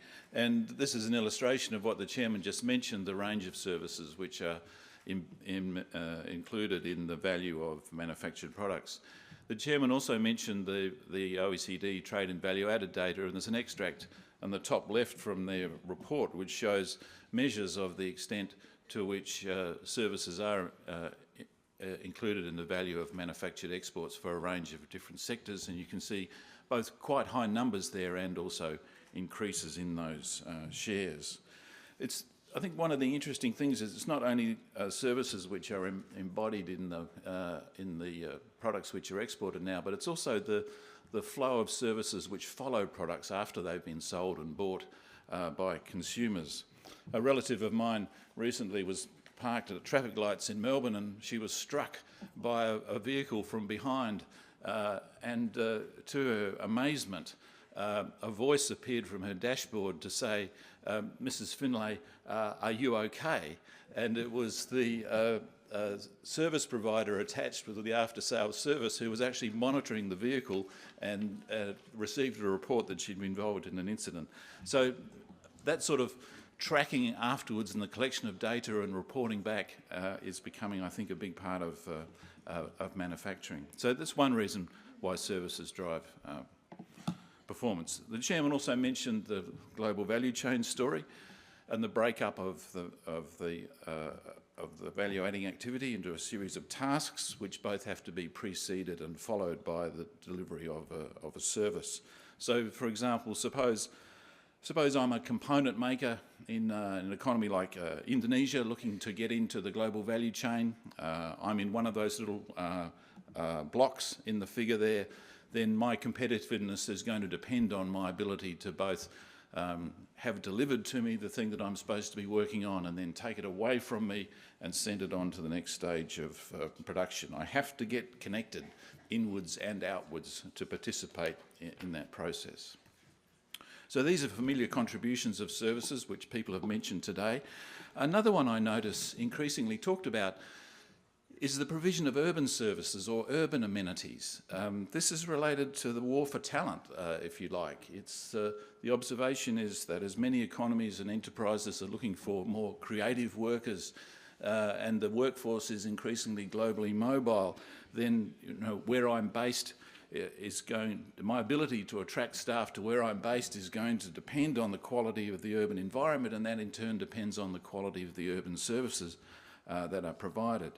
There's a lot more rankings of this now. The Economist Intelligence Unit puts out a ranking of the most livable cities, 2 of which are actually in Australia in the top 5, which pleases me immensely, especially since where I live is number 5, and that is a photo of the beach in my home town. Now, it's not just a matter of public provision here, that what we're talking about is a whole range of services which are provided and which include increase the quality of the amenity. So here are some examples of why services matter to business. Where does the service sector come from? Services providers are not necessarily doing anything that hasn't been done before, although there is a lot of innovation going on, as I mentioned, with the story of the car accident. But a lot of things that services people do were previously done in-house. Now what's happening is that what was done in-house is being put out into the market, being contracted out.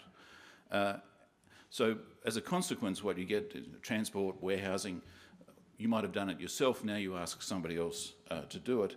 The advantage is you can procure those services from a much more competitive environment, you can procure them from specialists, you can procure them at a larger scale.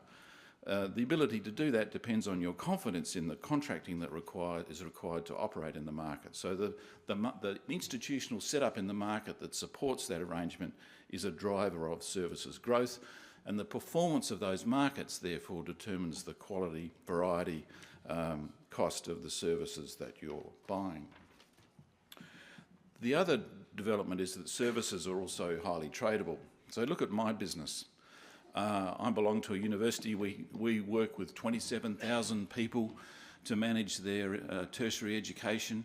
7,000 of those 27,000 are people from other economies other than Australia, so we're a very big provider of education services. We bring people to Australia.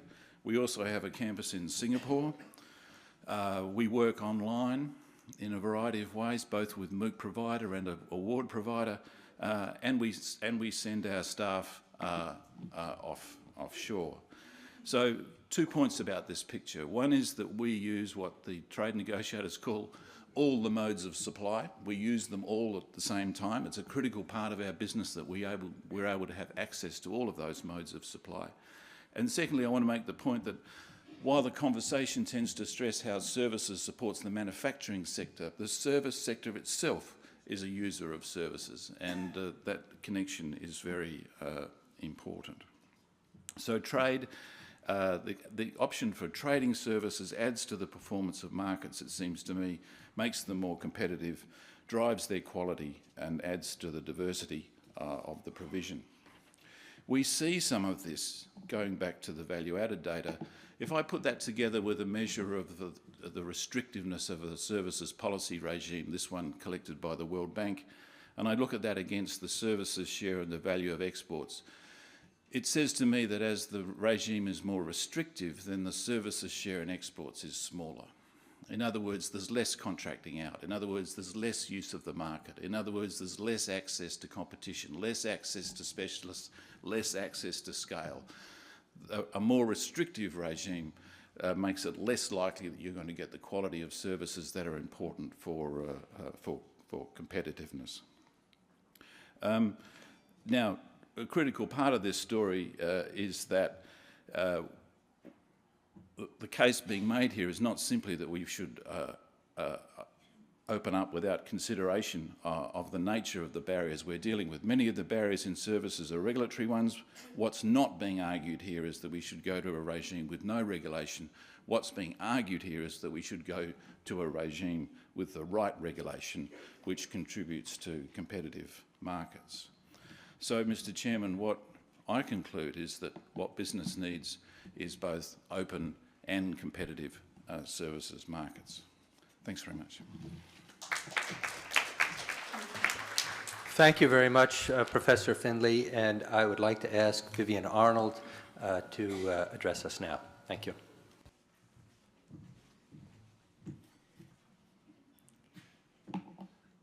Hi, my name is Vivian Arnold, and before I talk about the future, I'm going to take a quick step back for a moment. I am from an outback sheep station in the middle of nowhere in Australia.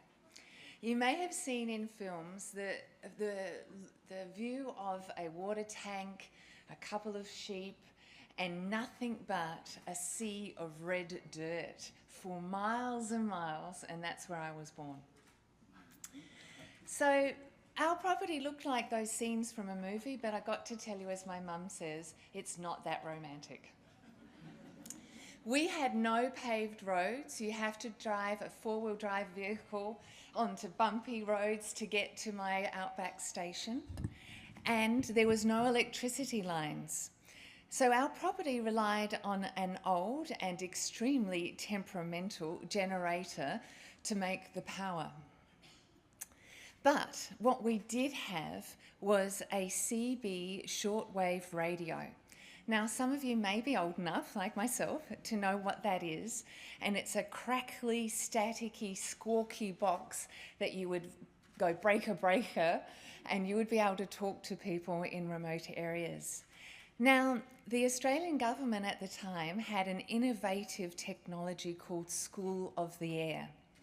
And as kids, we used this short-wave radio to actually talk to our teachers. So this was the start of an outback remote kid accessing technology to help to see and learn beyond local boundaries. Years later, I became the first in all of my family to graduate from university, and my education started with technology. So fast forward a little bit, and a few years later, innovative technology gave me my next big break.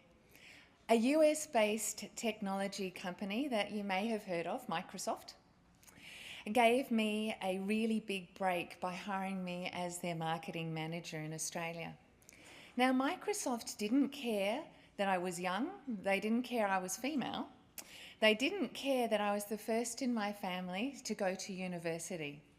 The one thing they cared about was that I was a geek, that I loved technology, I was good at my job, and I could create and use technology to advance the company. I was promoted to being the first female director of Microsoft Australia, and then I was promoted again to a global role in the head office, the mothership of Microsoft in Seattle in the US. And they, at the time, had to prepare a visa application for this young Australian girl to go work in the US that was so thick. Now, a few years after that, I was very fortunate to get promoted again at Microsoft, and they asked me to take up a regional role in Paris, covering the Middle East, Europe, and Africa. Microsoft didn't care that I was an Australian. They wanted me to go into this regional role because of my experiences working as a director in an Australian subsidiary and then in the head office in the US. But again, Microsoft had to prepare an enormously thick French visa application for my partner and my cat. Now, the French, I think, love their paperwork, and this time my visa application form was about this big. So in Paris, I was lucky enough again to be promoted, and this time to be the worldwide director of marketing and business. I was the only person in the worldwide team who did not live in the US. I asked that I could stay in Paris, and I think you might understand that. I like to shop. So I was the only person living outside of the US in the global director role. Now, how was I able to do that? Again, innovative technology. I had a digital relationship with every marketing director around the globe in Microsoft. And Microsoft didn't care where I lived, what time I worked, just the results that I produced. So this Australian girl from a remote outback sheep station spent nearly 10 years working for an innovative technology company that didn't care about borders. Fast forward again to today. I am now the founder and CEO of an executive search and consulting firm, Franklin Phillips. I saw the opportunity to help companies find technologically advanced, innovative executives to head up APAC regional functions throughout the Asia-Pacific region. They could be based in Singapore, they could be based in Hong Kong, they could be based in Shanghai or Hong Kong, it doesn't matter. Franklin Phillips finds executives who have experience in multiple Asia-Pacific economies. We look for, and we search hard to find, executives who have spent 3 to 5 years in different economies, doing different roles. They are the sought-after talent. Our APEC economies need executives who have this multiple experiences.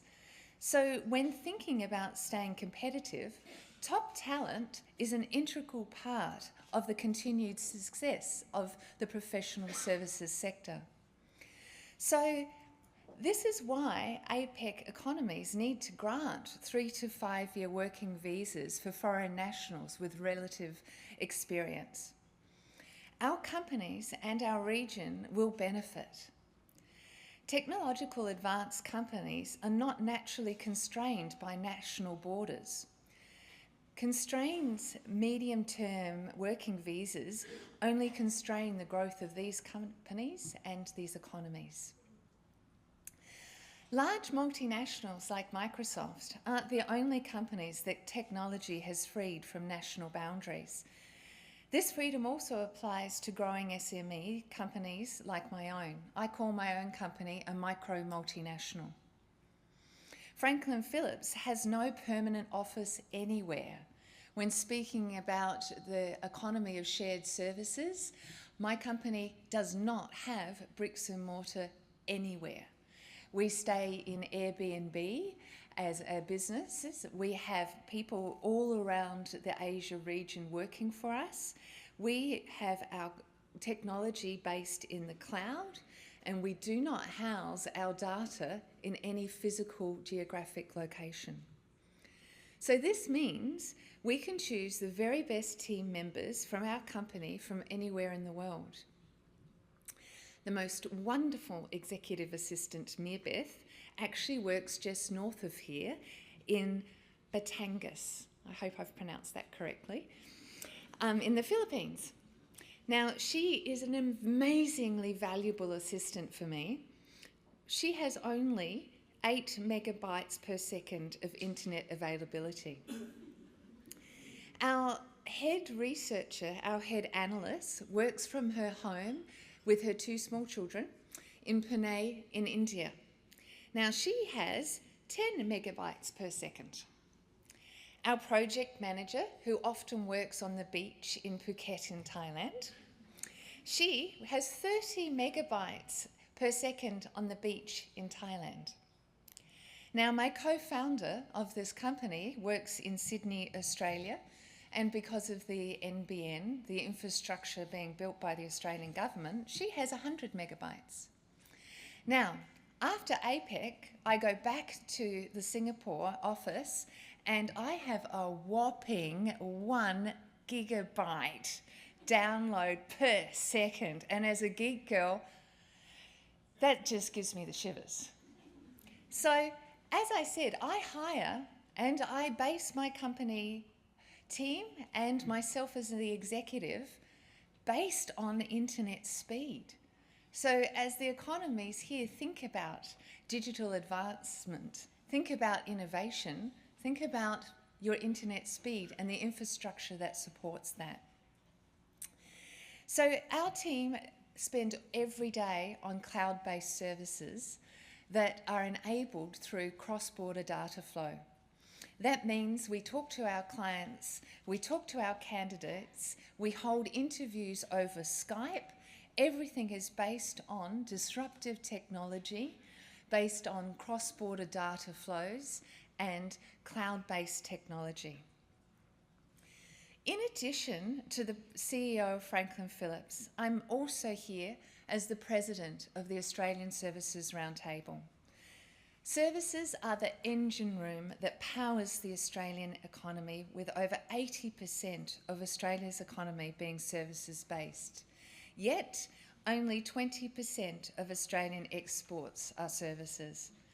I want Australia and the APEC neighbours to think beyond borders, because for professional services to remain competitive, we have to cut red tape, allow the flow of free data, use technology to bring our remote teams together, and promote professional working visa mobility.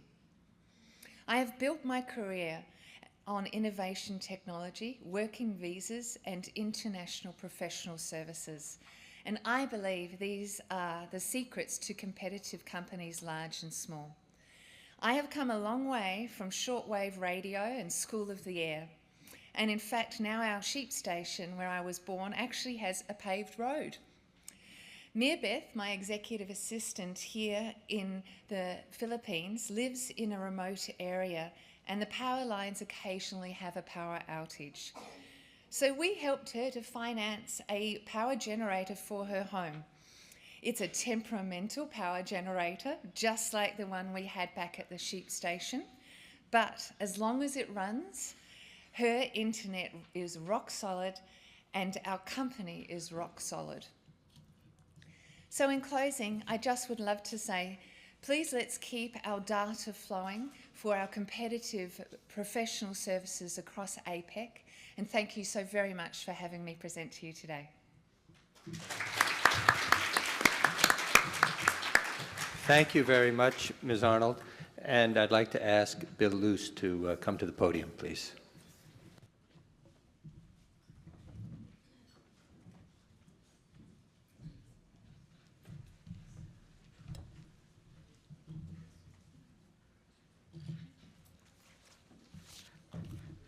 Thank you, and good morning. It's a great story from Vivian and something I'd like to elaborate on a little later. So, if there's only two things that I'd like you to remember out of this presentation if you forget everything else, two things. One is that we're seeing the rise of the new global worker, okay? New global worker. Second is the new model of earn, learn, and return. And they are related, as I describe, services and mobility and the way work is performed all over the world. So it's new global worker and earn, learn, and return. First of all, let me point out, in my observation, I think there are four trends or drivers actually pushing services expansion around the world. One is demographics.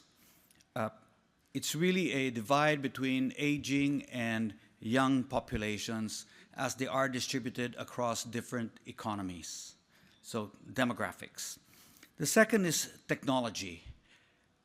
Technology, and I think Vivian's story illustrates this well, technology has a way of redefining jobs and work. And not only redefining the skill needed and the competencies, but it's redefining where work will take place. So, in effect, technology is redefining who that new global worker will be. and what the definition of work is, and what that worker will be, and where that work will be performed. The third is global value chains. I think it was mentioned earlier by Secretary Balisacan that global value chains really point to different products being manufactured, components of a product being manufactured everywhere. Actually, components of services are beginning to be performed everywhere as well. And fourth, there's a job and skill mismatch going on across the world and domestically within economies. So if you combine these four trends, you will see why businesses need to be more competitive in services and why we need to address these particular issues. As a result, I think we need to begin to look at three approaches to mobility of workers. And earlier, architect June Palafox mentioned the APEC Business Travel Card, a great tool for business mobility for business people across APEC. We need to think of three approaches. One is something that's going to be rewarding for the worker and for all workers, not just skilled workers. If you are a geek like Vivian, it's easy for you to be able to move around. If you are not a geek and just a regular worker and you don't have any specialized skill, that is a high-tech skill, for instance, it's a little more difficult to make the move around. So we need to look at mobility from the point of view of being rewarding for workers and more classes of workers. Second, we need to think of mobility as a way of facilitating growth plans for businesses, whether it's a large multinational or a virtual multinational or an aspiring multinational or an MSME who wants to go abroad. They do need to think of their growth plans and how mobility helps and how the new global worker helps in that growth plan. And fourth, from a societal point of view, we need to think of how to help both the sending and the receiving country benefit economically and socially in meeting their goals as a result of the new global worker, the earn, learn, and return approach, and the mobility of workers. So we need to think of a way how to make freer movement a path to inclusive growth. Now, mobility is already here, and I believe it is here to stay. So why and how? One is that generally companies want to accelerate more global thinking. This is a practice that has gone for a long, long time among large multinationals, but increasingly startups, MSMEs are thinking globally. They will need to think of moving people around and accepting people in. They need to accelerate global thinking. Second, as I already mentioned, more companies at smaller and smaller sizes are going multinational anyway. The third is that companies need to plug skill shortages. And the only way to one way to plug skill shortages is to move people around. Fourth, there's a look for flexibility in moving people around. People are not really looking to move permanently anymore, internationally or overseas, but people are thinking of really moving place to place where the job takes them, going out, coming home, going to a different place, coming home. So it's really more a circular movement of this new global worker. And finally, it's not just about plugging a skills gap, it's actually plugging a leadership gap in companies. The more international, I believe, workers are, the greater their ability to lead their own ventures, their own companies, their own enterprises, and even to lead their own governments. But what are the implications to us in business? First, credentials, skills will have to be somehow moved towards standardization and harmonization, because if you're going to move people, you're going to need to be able to check credentials and make sure skills are acceptable across many jurisdictions. Second, we need to really begin to think about what is the impact on compensation. As we move people around, compensation will become an issue. So people are not only, they're not really becoming citizens of an economy, they're actually also a citizen of a company because they are moved around company to company, place to place. Okay. We talk a lot about portability of skills, and I think that's already there. From a structural reform point of view, we need to be talking about portability of benefits. When people move around, what happens to their benefits? Are they also as portable as that skill? I already mentioned this, we're looking for people with, who think globally and are able to adapt locally as they move from place to place. So this plugs the leadership gap and also the perspective and worldview gap that may be needed by companies. But for companies, we need to remember, and Anthony mentioned this earlier, this is a two-way street. You can't call for domestic protection if you want to go overseas and get access to another market. You must be prepared to accept domestic competition if you want to go out. You can't have your cake, we can't have our cake and eat it too.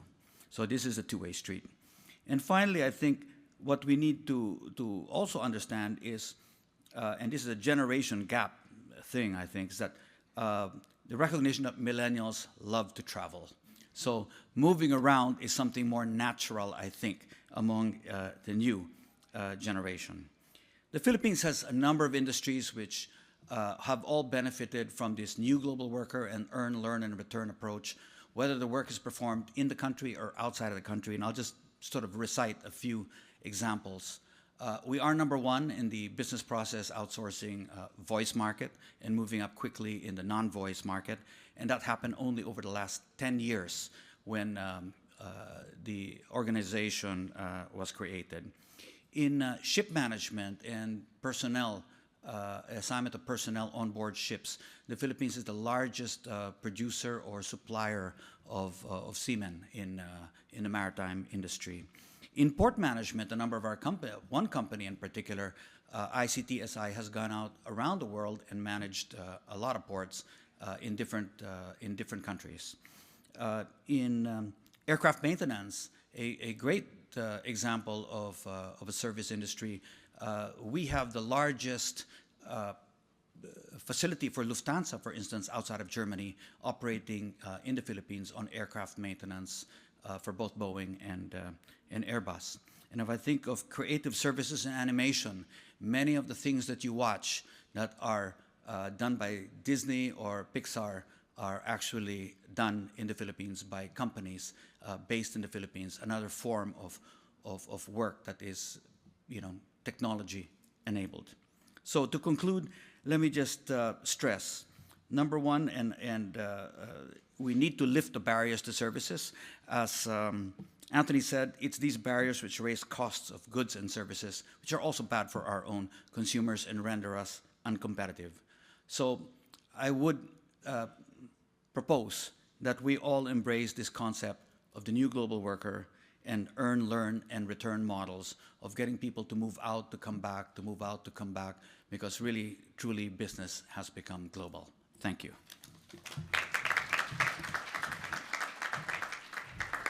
Thank you very much, Mr. Luz. And I would now ask that Dr. Ordonez come to the podium.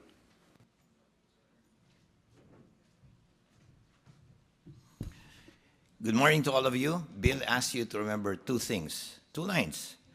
I want you to remember two words. And my speech is going to be around those two words. It's called expect, inspect. I'm coming probably from an implementation background. I was with the government as a secretary and an undersecretary for many years. Then I worked in a multinational in the States. Then I became the head of cement in the Philippines and in 8 Asian countries. But my passion is in inclusive growth, which is what we want APEC to do. I'm the founder and head of 42 federations of farmers and fishfolk across all sectors in the Philippines. And I think my contribution to you today is to talk about how we'll get expect, inspect to produce the results, because we've been to several conferences.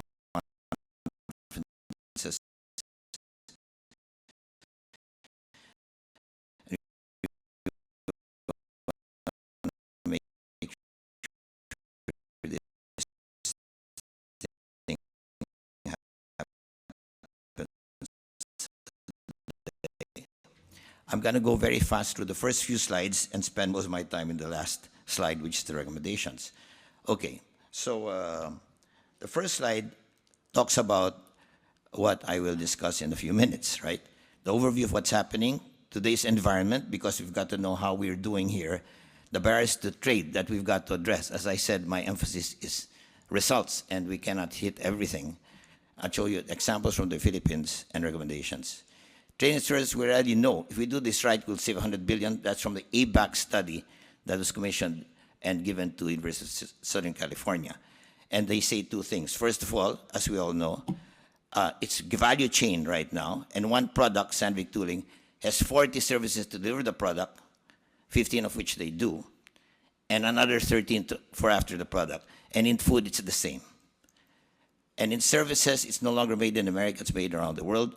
TI, where we have a big facility in the Philippines, has technology from Sweden, blueprints from France, prototypes from Japan, engineers from Chinese Taipei, packaging from Southeast Asia. It's all over the world, right? Okay.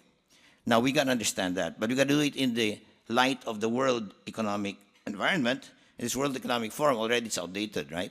Cost of energy coming up with export restrictions, China changing everything with wage costs, but with this recent thing, making things more difficult. The best thing is lower IT costs, of course, which our Outback lady talks about very well. And of course, the North-South perspective, we're growing and Europe is stable. But the question, since I'm interested in results, is how are we going to handle this? I think we've got very good ideas. My concentration in my talk is the action and results. These are the barriers to trade in services. It's an excellent work, you can Google it, about standards, skills, regulations, etc. These are the top. They're like from 40, they got the top, right? And that's the next top, right? Okay. The last one, which Bill talked about, was, of course, human capital skill talent. Now, how did that relate to my country, right? Okay. I'll tell you how it pains my country, because for me, what drives me is not the theory, but the pain to the people who lose jobs and the poverty. Cement quality, I'm the head of the Philippines and the head of the 8 countries, and I know how that works.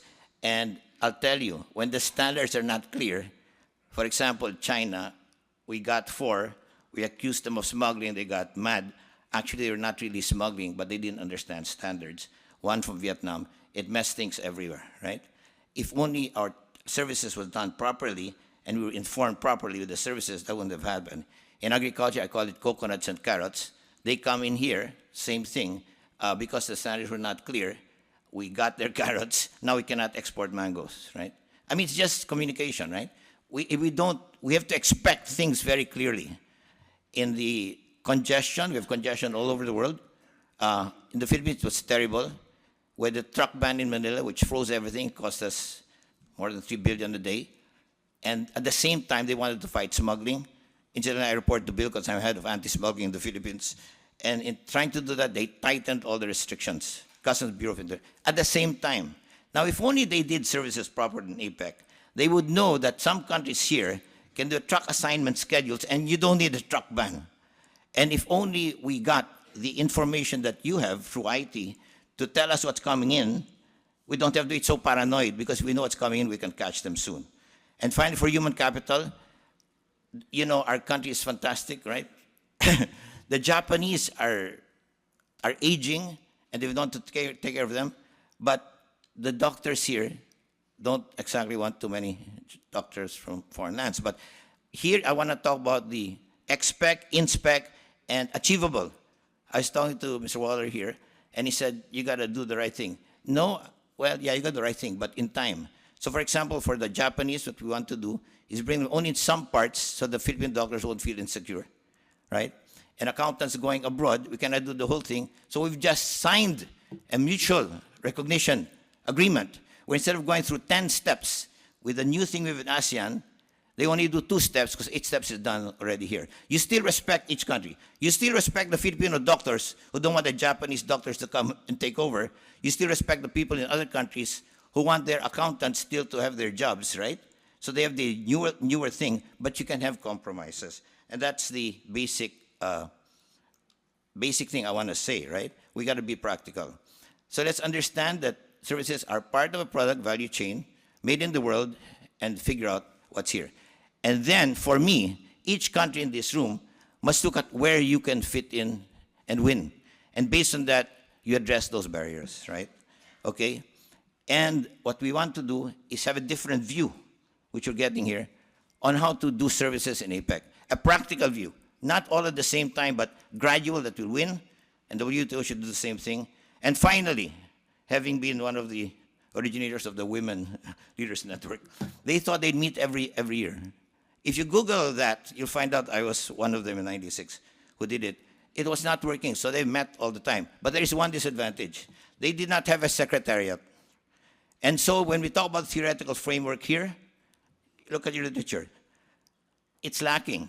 So there's coalition, we heard it here. I think it's still lacking. What you need is not only coalition, you need a lead secretariat, and that lead secretariat will do the inspect. If you don't have that thing throughout, it may not work. And finally, as having been in the private sector and public sector, I also want us to pay attention to what was said here. Private sector is very important, but guess what? Let them expect the government and inspect the government, but let the government also expect from them and inspect, because a lot of the problems is from the private sector. They have cartels in transportation, right? They have all these things. So you've got to make sure that there's mutual watching, mutual expectation, and that's got to make sure that we have services at the core. Because in my country, the problem is not the product, it is the services. Because for every product, there's a big service component, and the services are not doing well. And one reason it is not doing well, one reason is that it's not taking advantage. Well, it's not that I want to take advantage of you, but it's just that I want to take advantage of your skills and your learning. We got to take advantage of the other experiences, and we got to have this coalition with the Secretariat, because the framework per se is good, but we need the Secretariat to make it happen. So, ladies and gentlemen, let's expect a lot from this conference, but let's inspect so that next year we will see how the public-private sector delivered, we'll see how the public sector delivered, and together we'll forge ahead to make services a key component of APEC and its very good future. Thank you very much.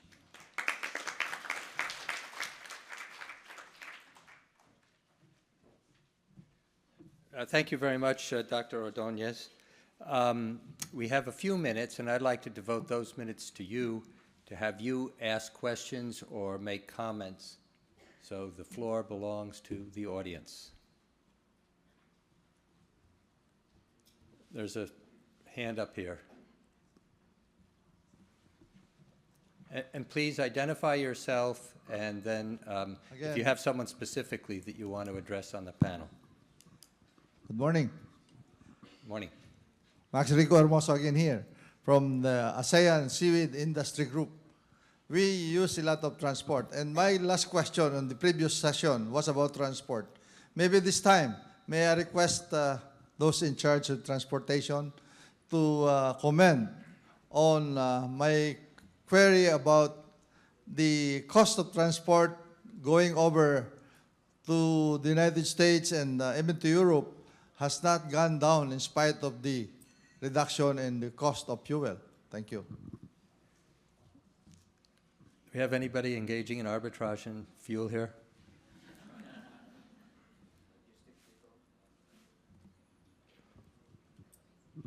I don't know that we have anybody who's particularly... No, well, I can answer Dr. that. Ordonez? Yes. I wanted Bill to answer it, but I guess it's too politically dangerous for him. I was the private sector coordinator of the port congestion problem after 6 months of a stymied operation. And we have what you call a free market, but there is something called social responsibility in a capitalistic framework. And in fact, there are institutions that can stop cartels, right? There are institutions that can stop cartels. This is where the inspect methodologies come in. The private sector, namely you, should go to media and talk about the rules in APEC, about how competition law prevails, and how it is not reasonable to have this prevail.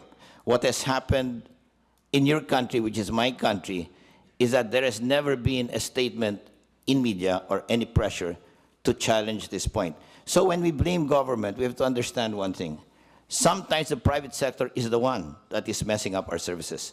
But it's up to the good people in government to ask the good people, it's up to the good people in the private sector to ask the good people in the government to get down on those in the private sector who are abusing our economic growth. So that's my answer, because I know that situation, and as you know, there has not been enough action on that. But take other countries, take Malaysia. I've looked at other countries, Taiwan, etc. You'll find that when the private sector sees something, they move. As a matter of fact, I asked Vivian, what is the biggest thing you can do for your coalition? You know what she said? She said, because we exist, the government must listen. If we don't exist, the government doesn't listen. So hopefully, the coalition established here, a coalition in the Philippines which is just starting, will solve that problem because we'll have the expect, inspect philosophy implemented. Thank you. Thank you, Dr. Ordonez. Any other questions or comments? Right over here, please.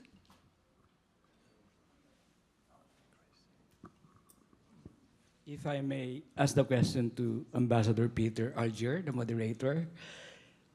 You were ambassador to WTO, and APEC is a larger grouping. And within APEC, we have an elite group of Trans-Pacific Partnership, like in the ASEAN. And like there are 12 members of the Trans-Pacific Partnership, like Brunei, Singapore, Vietnam are members, the Philippines is not. How would, there seems to be more advantages also belonging to Trans-Pacific Partnership and ASEAN in a bigger conglomeration of APEC. Are there advantages, disadvantages, or it's faster to do cross-border services if you're part of Trans-Pacific Partnership? I don't know if you're in a position to give us your insights on this. Like the ASEAN, Makati Business Club is promoting it for the Trans-Pacific, American Chamber of Commerce, of which I'm both members. Thank you. Okay, thank you very much. Well, clearly there are advantages to being part of a free trade area where there are new legal rights and remedies. And so from that standpoint, you know, that's quite an advantage, especially when there is a broad membership, a membership that includes a large percentage of the world economy. And especially when one thinks about these global value chains, is that countries and businesses certainly want to be able to plug into the value chains. And if they're not part of a free trade area, they're at a disadvantage. Now, a larger grouping, such as APEC, certainly also has its advantages, and particularly in this very dynamic part of the world. And although it doesn't create legal obligations and legal benefits, it also helps a region to start to look at problems in a similar way, and in a way that can lead to other legal obligations, or at least to best practices that are spread across a large number of countries. So APEC plays a different role than something like the TPP, but it can either lead to things such as the TPP, or it can address issues, a much broader range of issues than are addressed in the TPP. When I was looking at the schedule of these APEC meetings these last 2 weeks, the range of issues is incredibly broad, and it gets into a lot of the areas where there will be adjustments needed because of the sorts of things that were described by the panel. So they each play a separate role and a very beneficial role. Bill?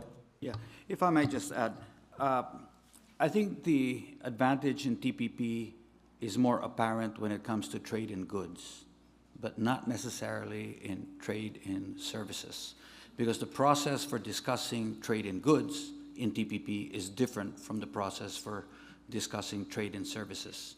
And my understanding now is the trade in services discussion moves along a completely different track, which is sort of economy to economy rather than TPP trade in goods process is generally in a broader grouping.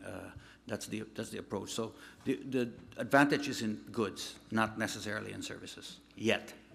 I think Professor Finley? And just a quick comment that I'm not sure that a negotiating environment is the place to deal with a lot of the regulatory issues that are in services. It's about managing the domestic institutions and making sure they're capable of operating in a way that supports competition in markets. So it's a different setting than saying, you know, you cut your tariff, I'll cut mine.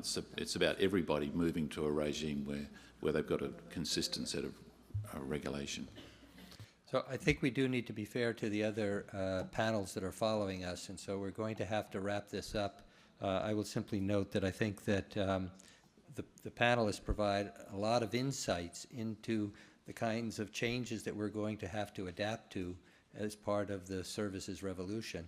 And I think there's a lot more that we can say about these topics, but at least we've started to scratch the surface. So thank you very much to the panel, and thank you.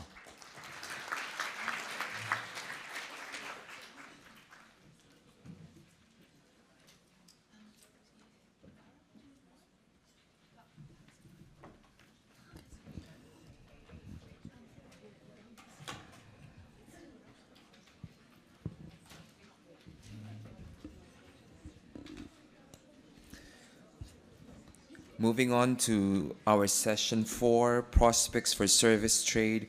We'll be having Ms. Vivian Arnold to moderate that session. She'll be joined by our speakers, Ms. Jane Drake Brockman, Mr. Ark Bunli, Mr. Pei Yung Shu, and Mr. Toshiyuki Sakamoto. And for the second part of the session, Mr. Aditya Matu.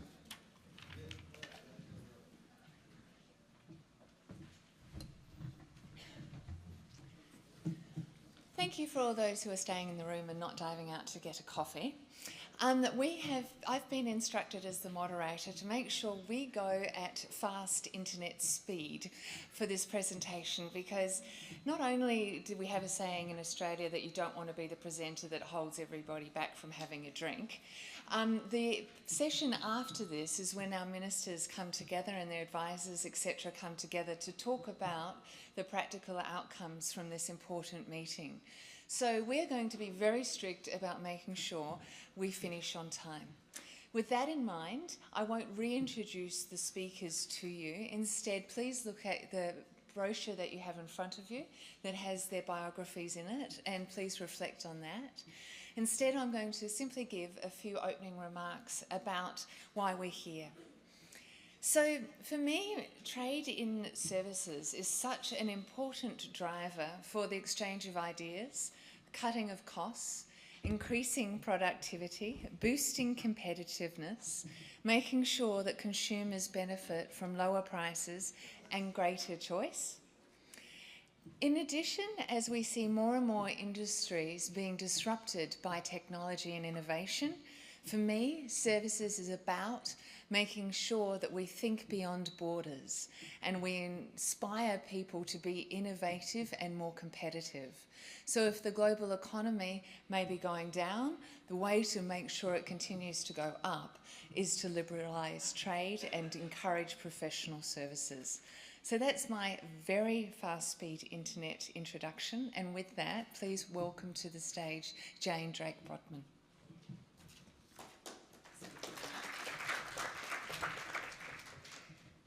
Thank you. Can I have my PowerPoint up, please? I just start with a quick reminder of what ITC is, because not everybody knows. We are based in Geneva, and we are a technical assistance agency under the joint auspices of both the United Nations and the World Trade Organization, and we have a niche mandate to work with the private sector, particularly with SMEs, on international competitiveness. That's our daily bread and butter. And we started working under Indonesian chairmanship in 2013 with ABAC continued through China's chairmanship last year and very intensively this year under the Philippines chairmanship. We've worked hand in hand with both ABAC and PEC, and what we've really been trying to do is to mobilise regional services stakeholders, large and small, to help give them voice, to help create the mechanisms for public-private dialogue with senior officials, and to help ABAC in this process of calling APEC to action on services. Now, I'm going to spend most of my presentation on what might seem like process, but it's important. Why? Why would ITC do this? Why would a development agency in Geneva focus intensively on working with ABAC to help bring this about? And it's ultimately because ITC shares the Philippines' determination to achieve more inclusive growth.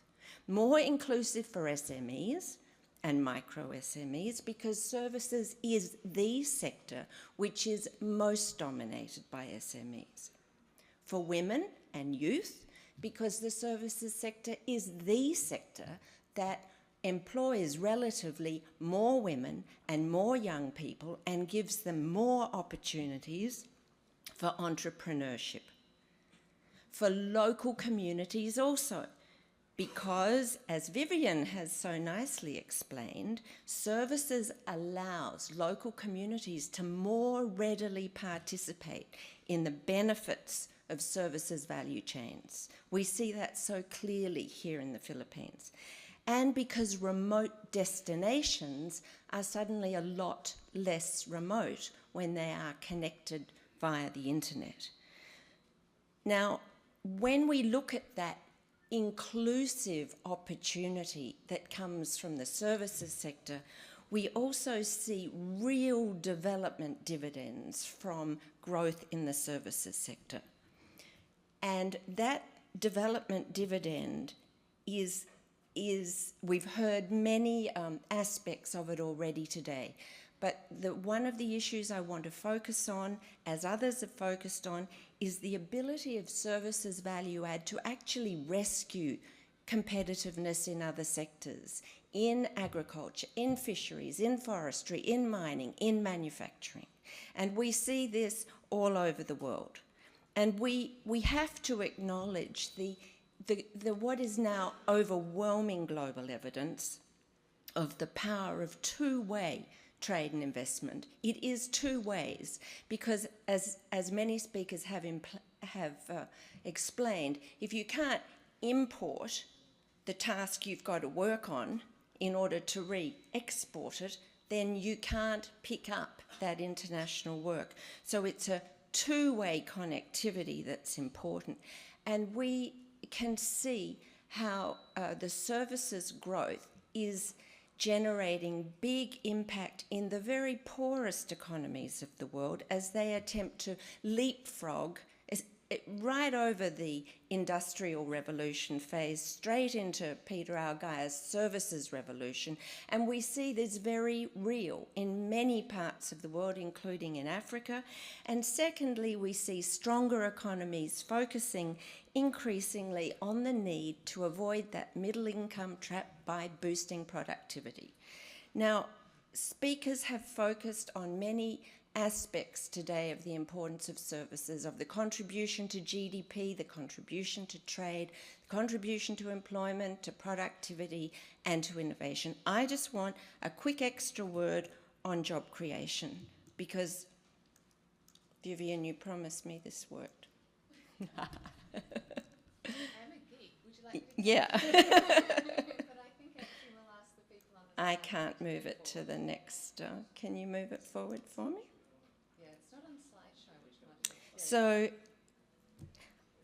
it is just a quick reminder from me of all of those factors. The one I want to focus on is job creation, because I think this is fundamentally important for the services sector. Services are particularly human resource and skills intensive. They were traditionally thought of, even if they did generate significant amounts of employment and income, they were typically thought of as low value added and non-traded. But we've heard repeatedly today that that is no longer the case. Services is the high value added sector, the knowledge intensive sector, and the one capable of delivering those productivity gains. Now, during this transition from the low value added services sector to the high value added services sector, from, if you like, the Cinderella sector to the intelligence sector, this transition we have seen in recent times. We still have this unique characteristic of the services sector that it remains human resource intensive. And I just wanted to put one bit of data up there to remind you that at the end of last year, when the Chinese Ministry of Commerce released its final report on the study they had done of value-added trade for China, this remarkable finding that every 1 million of services exports was generating 104.8 jobs, compared with the same value of goods exports generating only 59%. This is the traded services sector, and look at that job intensity. It is extremely important to all our economies. Now back to why is ITC here? We're here because we also recognise the importance of regional cooperation and the importance of a whole-of-government approach to this. And we're willing to support it wherever in the world it takes place, because it's very important to escape those policy silos of the Finance Ministry, the Transport Ministry, the Telecoms Ministry, the Education Ministry. It's very important to try to bring this all together. And we've seen the influence of APEC. APEC is the world's largest regional integration effort. It has extraordinary demonstration impact all over the world. We are repeatedly asked in ITC by groupings in other parts of the world, how did they get that APEC business travel card? How can we do that? And you look at the impact APEC has had on trade facilitation and on the environmental goods agreement. For us, we feel that by focusing some attention with your services stakeholders here in this part of the world, we can help to generate that demonstration effect. So ITC really considers that trade and services should have much higher higher priority policy attention, because it actually is the sector with the highest level of government intervention at very deep level inside our economies. And if we can get our regulatory houses in order, then we will be able to generate that productivity boost. And we feel, based there in Geneva, that APEC, with all its extraordinary diversity inside it, has the capacity and is uniquely placed to help show the way. I want to make a very quick point that ITC is very happy to continue this work next year and to work also with Peru as we try to see mainstreaming of services across multiple fora in APEC, and in particular to help with services competitiveness road mapping. And I want to focus for a moment on services competitiveness, because this is a concept that has meaning at regional level, at domestic level, at SME level, at sub-sectoral industry level for education services, for medical tourism, for logistics. And it also has meaning for whole of services development strategies. Now, I have, we can't see all of my slide. I'm not quite sure why, but many of you will have seen this before. We feel that when we talk to firms, and particularly to SMEs, and when we look at all the literature and the empirical research put together by the international organizations, these are the things that we think drive competitiveness at economy-wide level. Top number one is human capital. And because 80% of the costs of a typical SME in the sector has to do with recruiting, training, and deploying people, everything to do with human capital is top number one. The next is innovation. and everything around the support that is given for collaboration in services to generate new business methodologies and new IP. The quality of institutions, we've talked a lot about this today, and the efficiency of domestic regulation, in particular that compliance burden.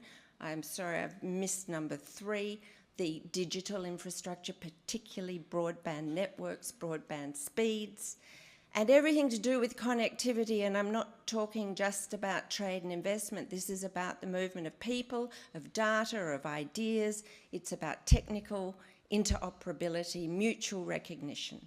And finally, without deliberate policy focus across the whole of government, it doesn't happen.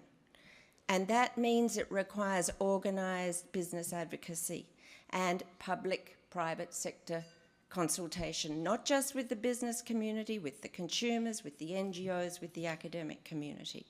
Now, all of those things that I've mentioned are policy-driven. All of them can be influenced by governments. Governments are the make or break factor in services competitiveness. It's government focus that is needed to get those policy settings right. Now, the sector is probably, as I've said, the most SME intensive. What we have found in ITC is that when we look at how do you help SMEs become more competitive, and we try and map out the factors, we find all the time that very little can be done about any of these things without going back to the economy-wide level. We have to go back to those big issues that governments can influence.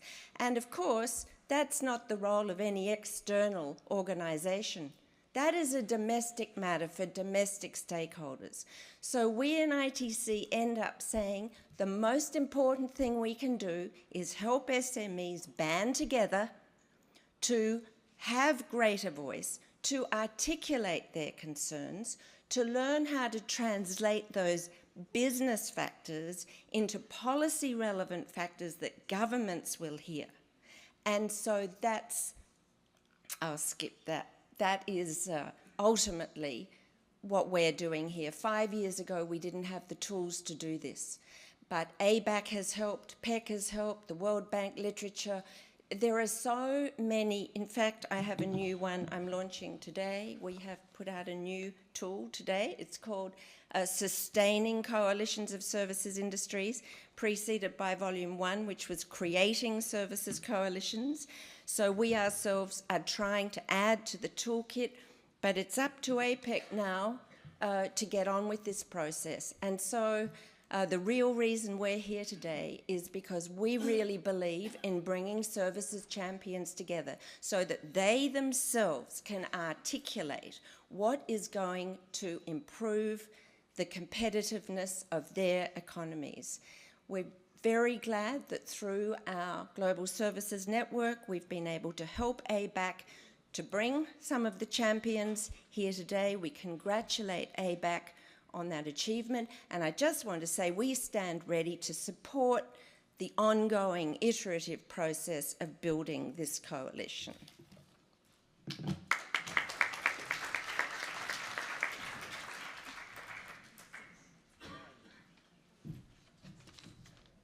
Hi, good morning, everyone. Vivian has given me the look that I should keep it. I think all of us here are pretty much converted. All of us believe that services are important to our economies, and as individuals, as consumers, I think there's no doubt that all of us believe in the further liberalization of services. So let me just very quickly make some very quick remarks, and I'm definitely going to be within my allocated time. Services is key to our economies.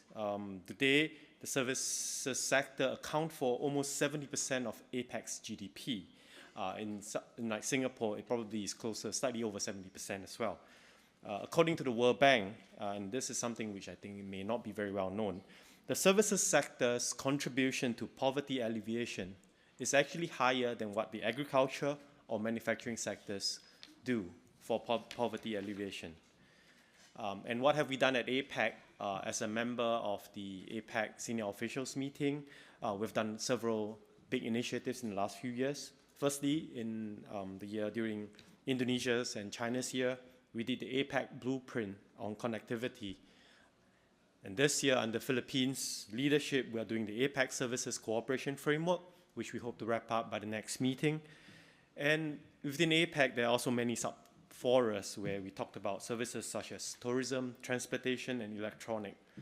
However, I think the reality is the liberalization of services is very challenging, and I would say much more challenging than goods. Earlier, there was a remark which I thought I should clarify, that the TPP is not doing as much for services. I think that's wrong. The services commitments are single offers compared to goods, which are different. So actually, it's the opposite. Fundamentally, I think the difficulty in why we have not been able to undertake services reform in many of our economies is due to the way how our government is structured, because our government is structured into silos. And as we have heard from the businesses, it is because when you optimize within a silo, if you optimize within the transport sector, if you optimize within aviation, you do not then maximize the benefits and the contribution to your economy as a whole. So I think fundamentally this is an issue that governments need to recognize and find solutions to. If I have time, I'll probably come back to this. There are two trends which make me optimistic about the growth of services. Firstly, we are seeing rising incomes in all our countries. Consumption is rising. Secondly, there's also a growing trend of urbanization. These two trends will really lead to increased demand for services. And as a result of that, it also leads to the globalization of services. Services is no longer about domestic consumption of services, but it's also about the export of services. How do I export financial services? How do I export architectural services, accounting services? Secondly, it's about the modernization of services. Let me first quickly go on globalization of services. I think many of us are consumers. We would have probably bought something online, either in Amazon, Rakuten, or even Alibaba or Taobao. Singapore is a medical hub. Every year we get many patients coming to Singapore for medical treatments. 2 years ago, I was just reading about newspapers about ladies coming to Singapore for in vitro fertilization processes. So this is really about the export of services. But services, when we do all these advancements in the globalization of services, it also adds to the growth in trade in goods. Because with transport services, computer services, packaging services all growing, this lowers the costs of trade in goods. The second trend that I sort of mentioned is the growth of modern services. The IMF defines modern services as services that require little face-to-face interaction and all can be stored digitally and traded digitally. Some examples of modern services would include financial services, telecommunications, information services, consulting, accounting, architecture. And over the last decade, what we have seen is that the average annual growth rate of modern services, of the exports of modern services, have grown much faster at about 17% compared to traditional services. And we in Singapore are generally optimistic that this stronger growth trend will continue. Again, there is a very positive knock-on effect on goods trade as global value chains become more complex. APEC is well equipped to deal with the advanced services agenda. We would deliver on our Bugo goals of free trade and open trade and investments in Asia Pacific. And that is because APEC has three characteristics. I think firstly, APEC has a history of addressing some of these new issues that require the businesses to give us feedback and government to take this feedback and refine our policies. Secondly, I think APEC, with the close relationship with APEC, we actively engage the private sector. And I hope through the regular dialogues, we can take in more of this feedback to our governments and to our leaders and provoke some of these changes that's necessary. And thirdly, I think APEC's work also feed into global initiatives. Our work on the trade facilitation, our work in the EG list, all this would also help to move the world into greater trade and investment liberalization. So with that, I would wrap up my remarks. Yes, thank you. Thank you very much.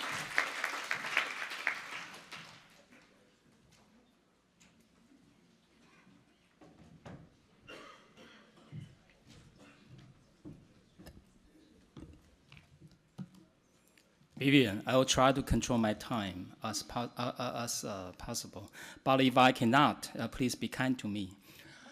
Honorable Minister Du Zijun, National Development Council, Chinese Taipei, my fellow senior officials, and ladies and gentlemen, good morning.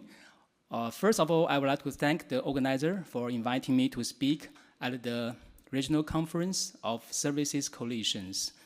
I have to admit, before I make my presentation, I know very little about services. But since Confucius said 2,000 years ago, although you know nothing about what you are going to say, you try your best. So I will try my best to make my presentation.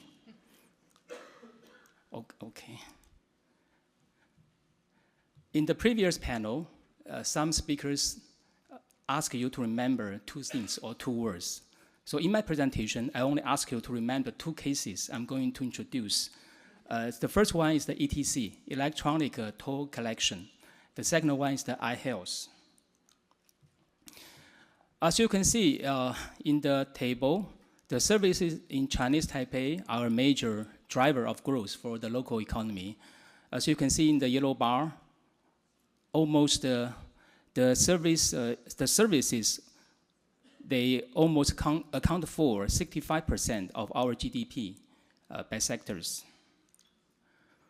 And currently, the service sector accounts for nearly 60% of total employment in Chinese Taipei. The second one is the industry, only account for 36%, and agriculture only 5%. And the Ministry of Economic Affairs forecasts that public-private collaboration under its supervision will spur the output of Chinese Taipei services to $160 billion by 2020, creating 166,000 new jobs. But I would like to point out that this is only the public-private collaboration under the supervision of the Ministry of Economic Affairs. But the all public-private collaboration in Chinese Taipei could generate much more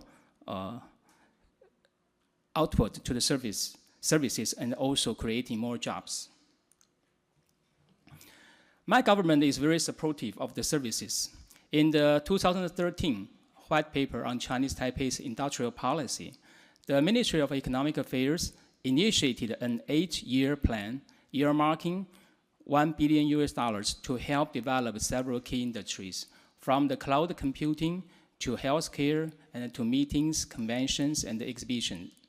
We are going to utilize the information communication technology in our services, and also we target 4 smart industries. The 4 are the cloud computing, intelligent electric vehicles, invention patents, and also green building. The strengths in ICT in Chinese Taipei. Chinese Taipei's ICT industry evolved from original equipment manufacturing OEM to become a major player in the ICT market. As manufacturing nourished the engineering capability, the ICT industry began to shift to original design manufacturing, ODM. While ICT seeks innovation in modern technologies and design, the OEM-ODM model enables Chinese Taipei to provide integrated services, such as electronic manufacturing service and component module move service. The pictures in the right, just to show you, Taipei City now is already a wireless city, and Kaohsiung is also a cyber city. You can also see there are several software parks and science parks in Chinese Taipei, and connected by the high-speed rail. The public-private partnership. I would like to point out that the strengths in the ICT sectors depends largely on the development and the quality of public infrastructure in the Chinese Taipei. Now is the ETC case. You can see in the bottom there are 3 pictures. All the 3 pictures, they were taken at the same location, the same site. On the far left, you can see it was during the time we still use manually collecting toll. The toll station is located in a place, it's called the Taishan toll station, very close to Taipei City. Before we started the ETC system, per hour, only 950 cars can pass the toll station. And then we initiated the ETC in 2004. In the beginning, it was quite frustrating because of the software problem. So we wait until 2006. We started the test run. You can see in the picture in the middle, we opened the 3 lanes for those ETC users from 2006. Even only 3 lanes, and per hour you can see is 1,750 cars can pass. And in year 2013, we tore down all the toll stations and we set up the ETC device. And you know how many cars could pass per hour? It's 5,950. So it's very, very good. Yeah, wow, yeah, it's very nice. And then you see, I would like to only point out the social benefits, for the petrol saving. From 2006, it's already 44 million liters. For the carbon dioxide reduction, is already 1 million tons. For time saving, it's 45 million hours. And now I would like to give you another example. It's called iHealth. iHealth is an MSME established in 2010 by some young pharmacists. They try to create a decentralized healthcare service system to eliminate health inequity. They also try to improve the accessibility, accountability, and reliability for chronic disease patients in Chinese Taipei and in Asia. This is the way how it works. According to our law, only doctors, they can issue the prescriptions, and only pharmacists, they are authorized to dispense medication. So the patients, they could use either a fax machine or smartphone or through the internet. They send their prescription to iHealth. Then the pharmacists working at iHealth, they will confirm the prescription with the patients. Then they will deliver by themselves the medication to the patients. And when they meet with the patients, they double check with the patients. They also do the health consultation and also make sure the patients know how to take the medication. And they got reimbursement from our national health insurance. So the patients, they don't have to pay when the pharmacists visit them. There are more than 2.5 million senior people with chronic disease and 1.1 million persons of disabilities and about 1 million people living in the remote areas with very limited medical resources in Chinese Taipei. For them, transporting to hospitals or community pharmacies for monthly refueling is very inconvenient and time-consuming. The doctors could issue 3 months prescriptions for chronic disease patients. So for iHealth, it's online to offline service model, and the patients can send the prescription information to iHealth, as like I mentioned. In 2015, right this year, iHealth initiated the strategy with B2B2C. That is aligns with a variety of partners, including health professionals, charity foundations, patients, groups, and home care service units. Experience to share. So I would like to only ask you to remember the ETC and the iHealth.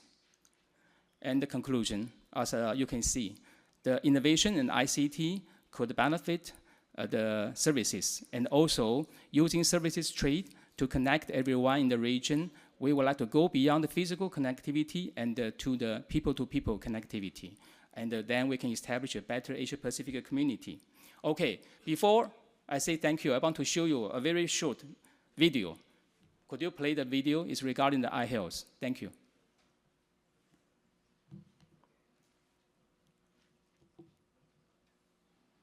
Today, the Chinese Taipei rural-urban medical gap is tremendous.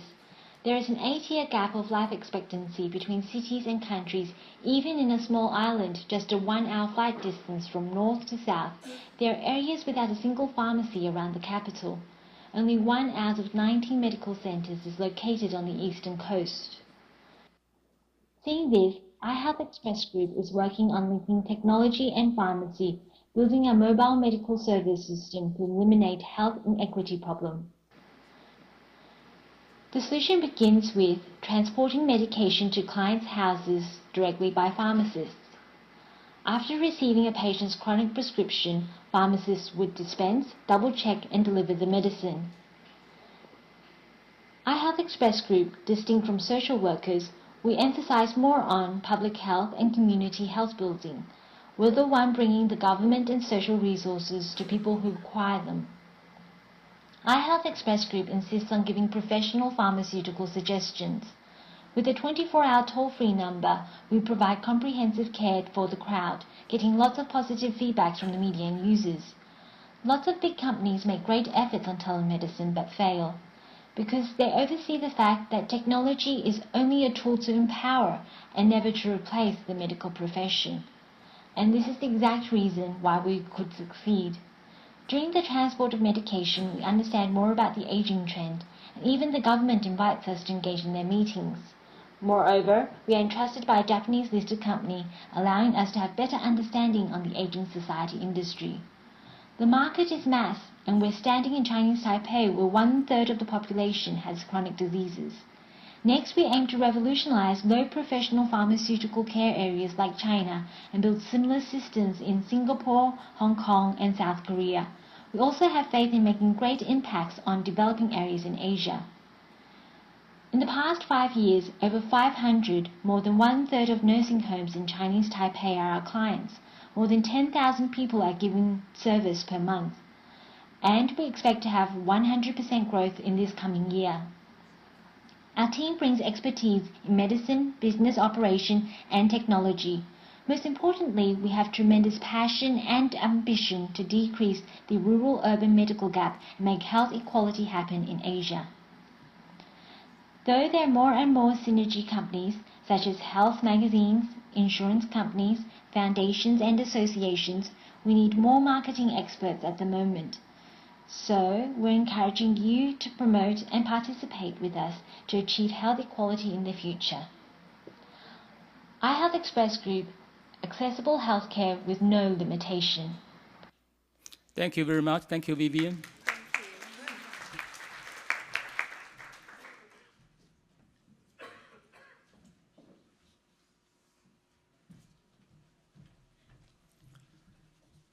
Good morning, ladies and gentlemen. My name is Toshi Sakamoto, Senior Official of METI Japan. Today, I would like to present you sector-specific works of services in APEC. Japan put forward a proposal, two specific service sectors. One is the manufacturing-related services and the other is environmental services last year. With a view to finalizing the action plans this year. We expected that the Philippines will be focusing on services this year, and that became the case. As you know, the Philippines is now developing, APEC economies are developing APEC Service Cooperation Framework, which is a very, very overarching, extremely important to moving forward the overall service agenda. But I believe that in order to make a real difference for business communities, some sector-specific works are also necessary.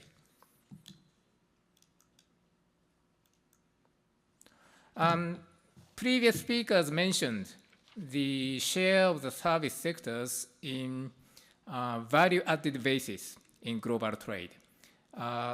Actually, Secretary Balisakan mentioned the numbers for APEC economies.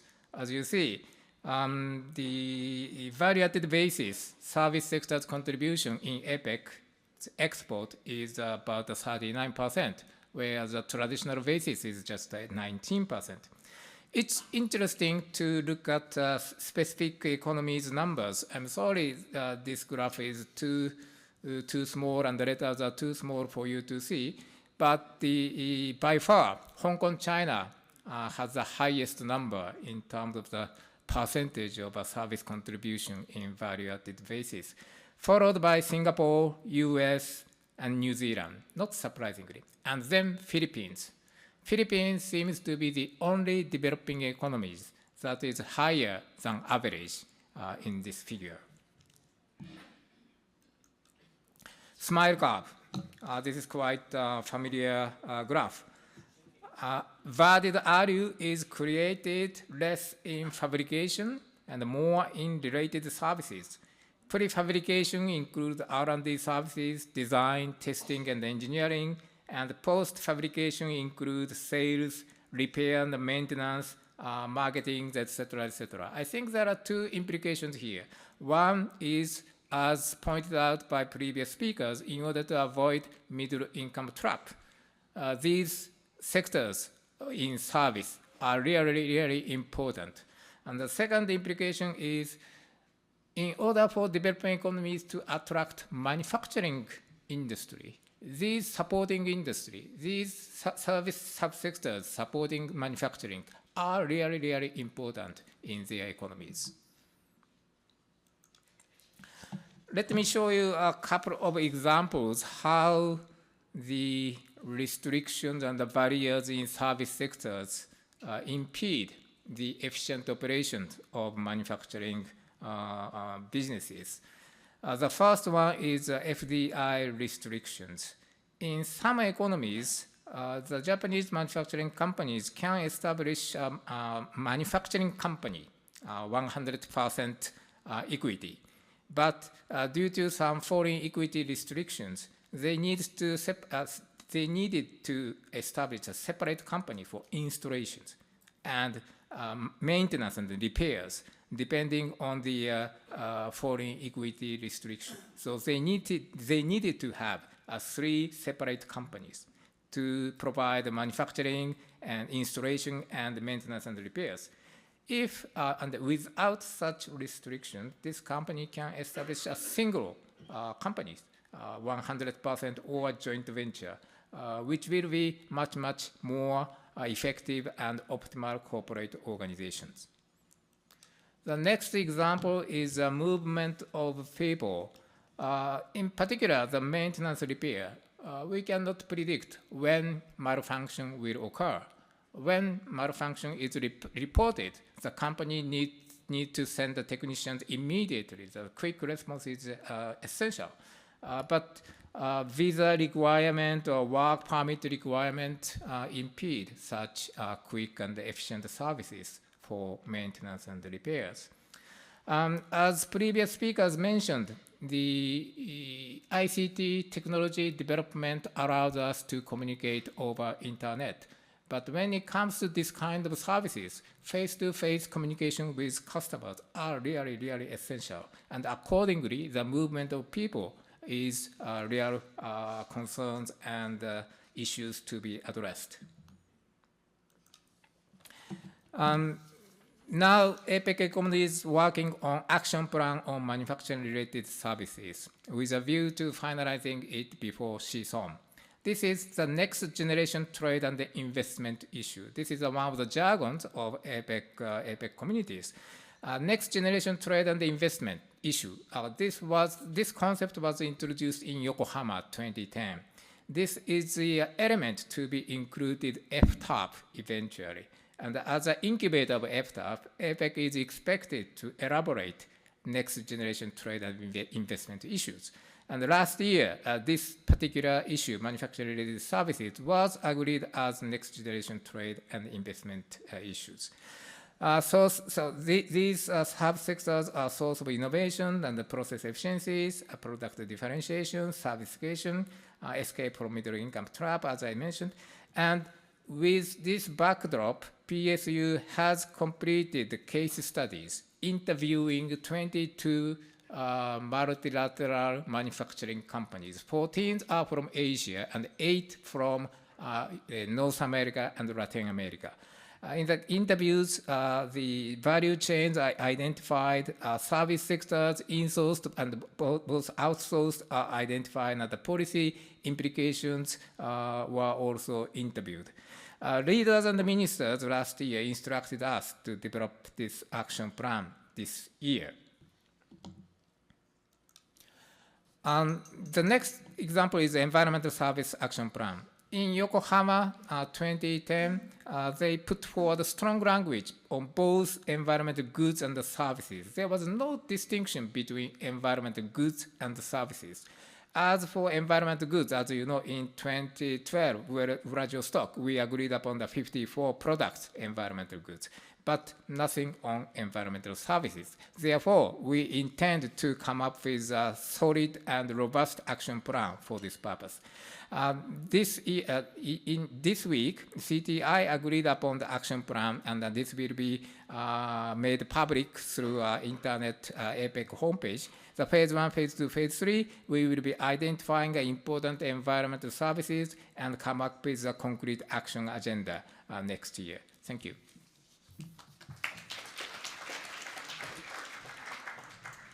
While we're thanking all of our presenters, I'm going to ask our next speaker to come up because we'll roll straight into the final presentation of this morning. Please take a note of any of the presenters from this morning's sessions that you would like to ask questions to.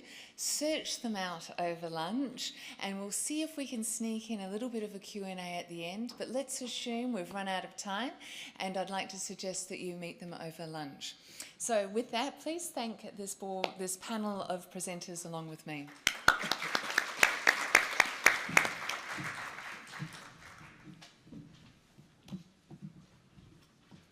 Thank you very much. What should I press? Which one? Okay. Thank you very much, Madam Chairwoman. And as I was listening to all the presentations this morning, and thinking of my own painfully long PowerPoint presentation, I was thinking whether or not countries can escape from the middle income trap, we should try and escape from the PowerPoint trap. But I'll try and rush through what I have, which was in anticipation of a longer presentation, and make essentially 4 points today. I was asked to speak about the implications of the global trade slowdown for services trade. And this is based on some work we had done which focused essentially on goods trade. And today's presentation, I will argue, first of all, that the global trade slowdown has to do with both cyclical and structural factors. But services trade growth has been remarkably resilient. Within services, transport has largely tracked goods and declined in importance, but other services have continued to grow. And the final point, which in a way synthesizes some of the things I heard said already, technological and structural factors could continue to drive services trade and yield benefits which we can think of as both Keynesian and Adam Smithian. This is the main picture that we had when we first did this research looking at the pattern of the trade slowdown. And what you'll see is that the crisis around the year 2009 saw a sharp decline in levels of trade, and then trade rebounded and continued to grow, but at a much more sluggish rate than ever before. While in the past period, which we call the long 90s from between 1986 to 2000, trade growth had averaged something like 7% per annum.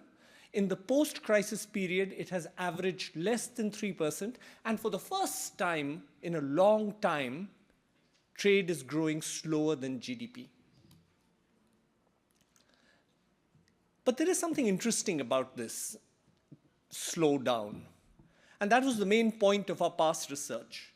That the slowdown, if you look at it, what we call the great flatness in a sense, set in well before the crisis. In fact, from the early 2000s, the United States and China, some of the main protagonists in international trade, saw a dramatic reduction in the pace of trade growth. And when you look at the relationship, so those red bars show the growth in import volumes, the blue bars show the growth in real GDP. You see that something changed in the long 90s, the period between 1986 to 2000. Before that, import volumes grew slightly faster than GDP. And after that, in the 2000s, import volumes have grown again slightly faster than GDP. But the long 90s saw a dramatic expansion in trade relative to GDP. And it's possible to measure this in terms of elasticities and so on. But our main argument has been that this slowdown may have to do with the gradual saturation, the maturation of the global supply chains that exploded in the 90s thanks to the emergence of the information and communication technology that you heard so much about. That in goods trade, that vertical fragmentation, so what you see on the left is one picture which shows the long 90s and divides industries on the horizontal axis by the extent of vertical fragmentation, measured as the share of parts and components trade in total trade. That's a measure of how broken up the industry value chain is. And these are the different industries arrayed on the horizontal axis. And you see in the 90s, the industries that were more broken up were the ones that were growing faster. But in the 2000s, these very same industries are among the ones that have seen the greatest slackening in growth. So this, complemented by another interesting statistical phenomenon, I heard Peter quote Mark Twain, and if I can quote Mark Twain again saying something slightly different, which you should worry about, which is, it ain't what you don't know that gets you into trouble. It's what you know for sure that just ain't so. So everything I say, you must take with a pinch of salt. But it might still taste a little better because there is something quite striking about what has happened. This one chart, which has now been reproduced in many different contexts, shows that in the 90s, you saw a dramatic increase in trade in parts and components in the sense of imports into China.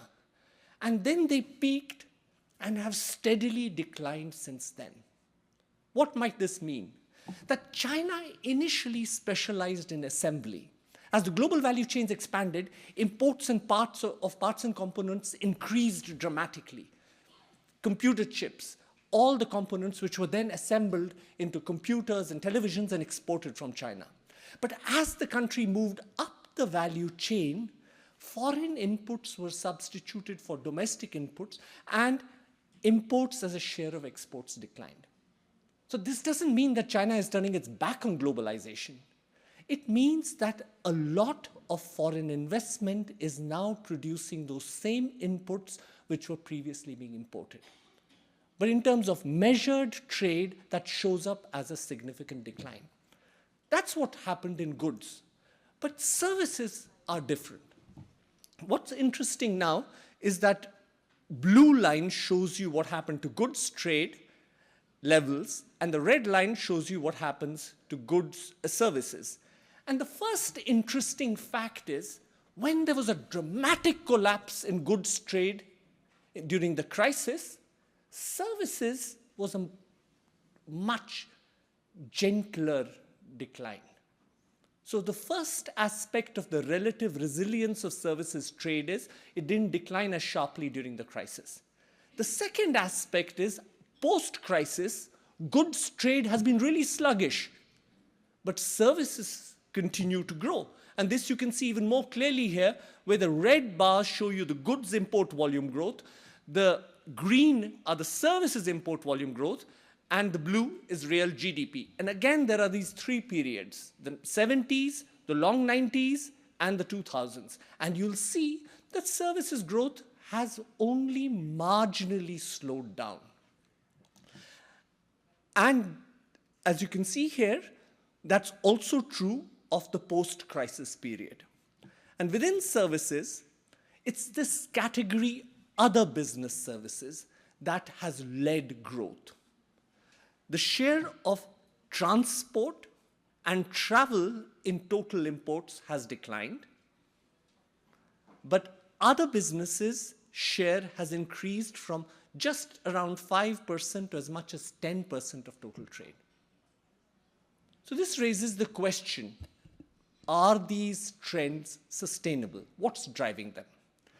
Now, this was the evidence. I'm now going to rule, sorry, let me just skip this and move on to, now this is pure conjecture, but I think it is an interesting big picture story, which I'd be very curious to hear whether you think it's plausible.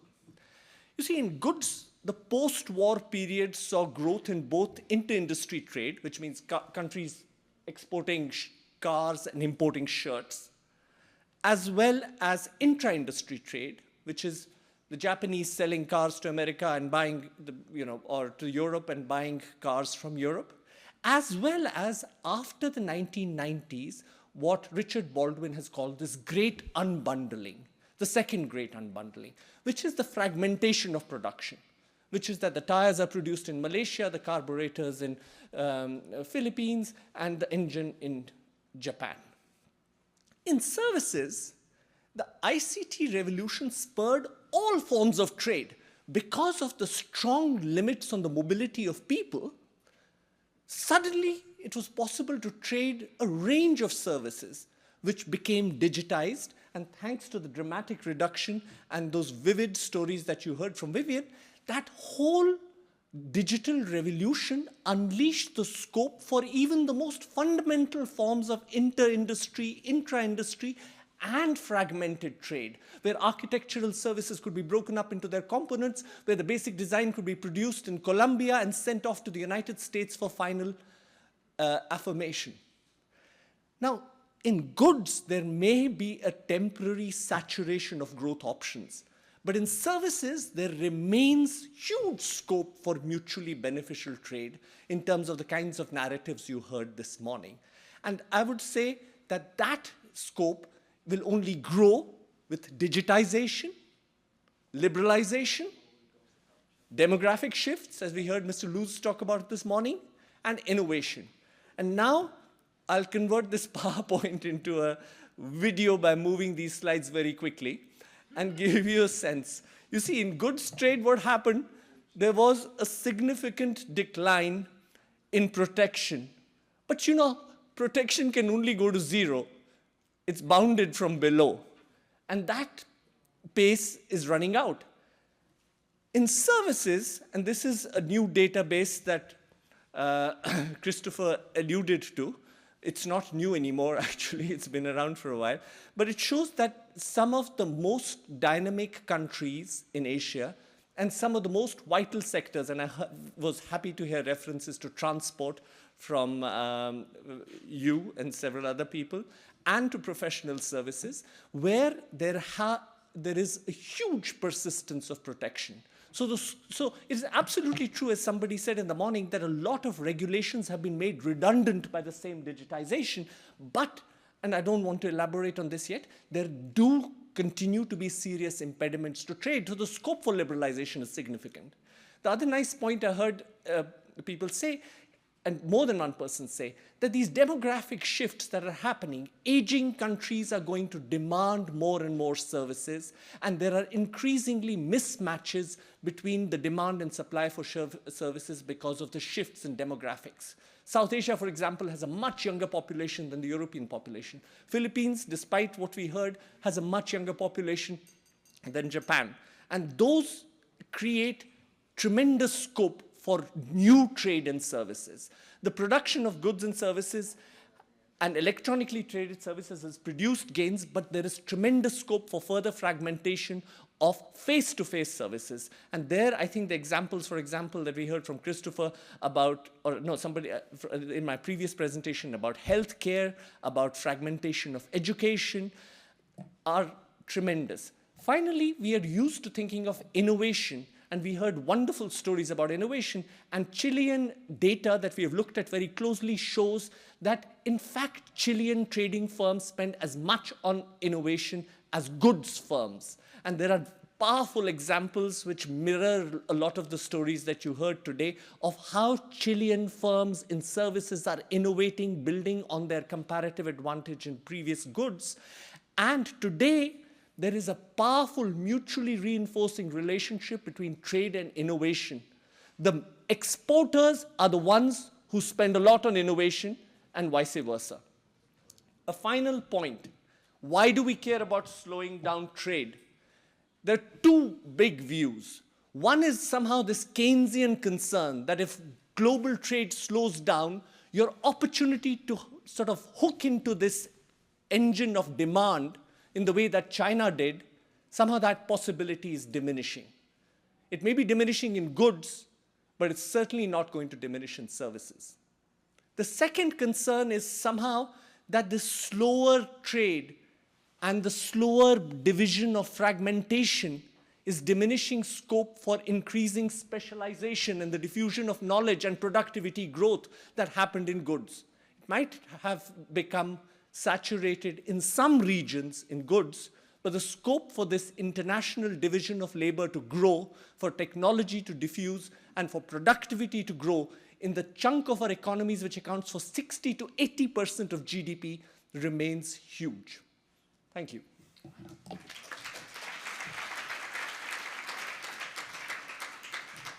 Talk about ending on a high note. I feel completely inspired by that. Thank you. That was terrific. So we're now going to break for lunch. Please head out the doors and they'll show you the direction to head from there. Thank you again to all the speakers from this morning. Please join me in thanking them again.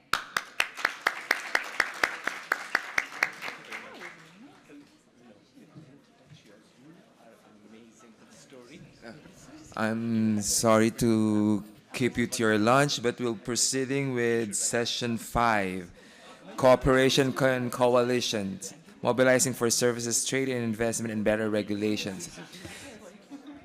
And that will be followed by the last session, our closing session. May I call on Ms. Sinta Sirait, President of Indonesia Services Dialogue, to moderate our second to the last session.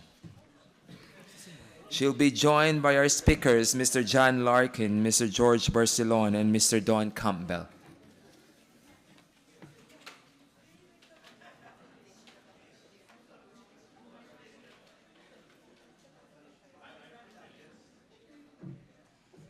So sorry to disappoint everybody with one more session.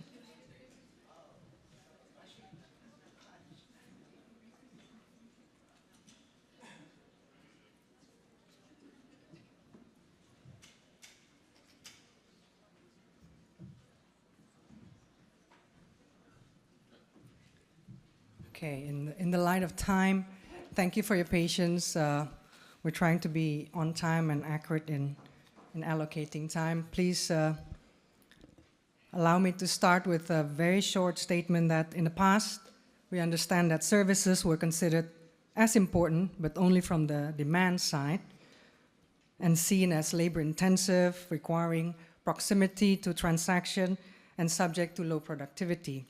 But now, it's not only from the demand side, but it's seen as important as critical intermediate input on the supply side as well.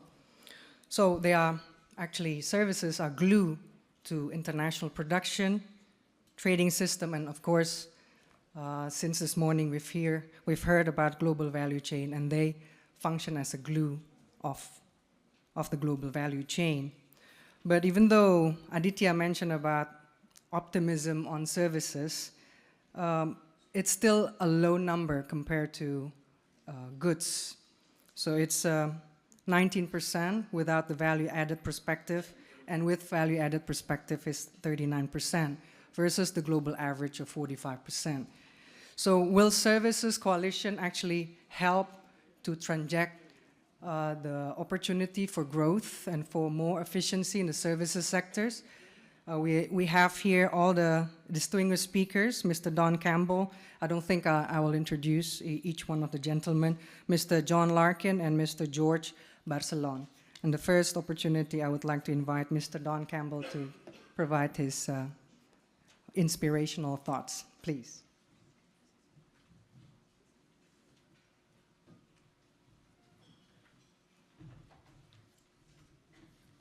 Thank you, Sinta. In the interest of time, I'm going to be very brief. Well, I should say, for those of you who did look at my CV, I want to reassure the individual who commented on lawyers that while I am with an international law firm, I'm not a lawyer. So I hope I'm still welcome in the group and working in that law firm to make lawyers more progressive. I've been delighted as the international co-chairman of the Pacific Economic Cooperation Council with the references to PEC, which is a co-sponsor of this forum today, and with reference to the work that PEC has been involved in. PEC early on identified the services dimension as a very important part of this whole issue of regional trade, and in 2011 we, along with the Asian Development Bank Institute and with a number of people here, instituted studies, and there's been output which I won't bother commenting on the importance of the services sector. One of the things that PEC is heavily involved in among the policy work that we do has been doing surveys. And I commend to you the most recent survey, which was released at Boracay, which is called State of Trade in the Region 2015, which does bring out some interesting points, which I don't think will be a complete surprise to you in terms of the services set of issues. We did ask respondents this year to rate impediments to exports in overseas markets, and the top issue was regulatory measures affecting services, with well more than half of all respondents rating this as a serious impediment to export. And that was true to varying degrees with all of the sub-regions. Another issue that we looked at was the role in which services play on the supply side. And again, there was general agreement that supply side constraints have limited the benefits of trade to economies. And that was certainly true, particularly here in Southeast Asia. You'll see the details of some of this in that report if you have an opportunity to look at it. We also asked respondents to rate the issues on which APEC should set aspirational goals. And it's interesting that while these issues range from climate change to labor mobility, the top issues were all services. So obviously services, and the survey went to some 4,000 people who were policymakers in government, in the private sector, and in academia. Obviously the services and the importance of services and the need for doing something more on services than has been the case was evident from those survey questions. So why hasn't anything happened? We asked that question as well in a survey, and the most popular answer was that there were entrenched interests that opposed change, and also lack of understanding of the benefits for reform in the services sectors. So there is, and we've heard a great deal this morning in terms of the role of the services sector and the need for action, and how do we mobilize ourselves in that respect. There certainly are some challenges, and some of these have been identified. As has been said, it's a very broad sector. It's horizontal in many cases, cutting right across the whole spectrum, and it's not easy to target, and there's a bureaucratic inertia in this respect. And as Anthony Nightingale said, the trade negotiators don't respond particularly to consumers. Being a former trade negotiator, I can certainly confirm that. They're also, I think, to be fair, and this may be a generational thing, they're much more comfortable in the field of goods than they are in services. And the two are not divisible any longer. So there needs to be, in a sense, a re-education of a lot of those in the bureaucracy, or us who have been in the bureaucracy, in terms of all of this. There's also public reluctance in all of this, because the benefits are not as easy to explain as some people would so wish. And another point that has been made earlier too is that you have the advanced economy, emerging economy dimension, in the view that services exports are an advanced economy push thrust towards a sometimes resistant emerging economy domain, even though often in the emerging economies it's services that are driving it, as we've seen from some of the discussion that we have seen through all of this. So I don't think that we can underestimate the challenges in bringing the services dimension higher into both the domain of negotiation and also into the forefront of the discussion that we have in terms of moving forward in terms of regional economic integration and in terms of liberalizing our economies. And from this point of view, we certainly have welcomed the initiative of the Philippines this year.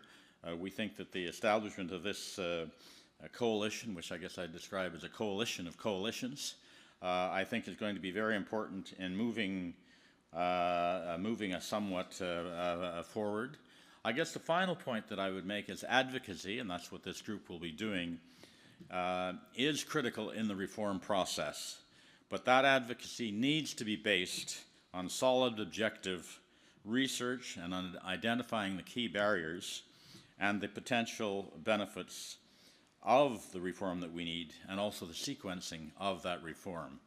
And I stand here to indicate that PEC, in the role that it has traditionally played and will play in the future, stands very ready to help fulfill that role. Thank you.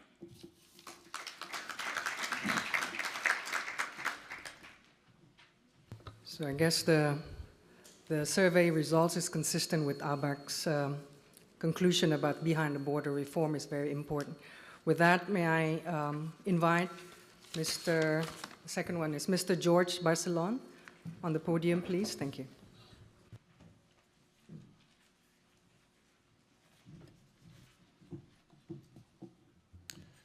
Good afternoon, ladies and gentlemen. I know this is the hardest time for a speaker to be standing up to present his speech. You're tired, you're hungry, and information overflow. But I'll give it my best shot. The growth of the Philippines in the last 3 decades has been a story of the rise of the service sector. Since the mid-80s, the share of the sector in the gross domestic product has exceeded that of the industry. In the last 10 years, it accounted for more than 50% of the GDP and is continuously growing. Last year, it recorded a 6% growth and accounted for about 56% of the economy. Translating this to employment, the service sector's share has similarly increased, with total employment pegged at 21.2 million people, April of this year, which is about 1/5 of the population of the country. And the employment is more than both agriculture and manufacturing combined. The growth of the service sector is fueled mainly by the strong remittances from the overseas Filipino workers. The booming IT BPO industry and tourism, OFW remittances alone, account for an average of 9 to 10% of the GDP in the last 10 years. Unlike other emerging economies, whose nexus of growth has been transition from agriculture to manufacturing, the Philippines is unique because its transition from agriculture to services rather than manufacturing as the principal engine for economic growth. The Philippine competitive advantage and potentials for growth. The strength of the Philippine service sector lies in the rich human and natural resources. The Philippines' remarkable performance in the IT BPO industry is primarily attributed to its large, educated workforce of strong English language capabilities, high flexibility, and adaptability. Supporting the IT BPO's expansion are attractive fiscal incentives for foreign investors, which lead to the expansion of our real estate sector.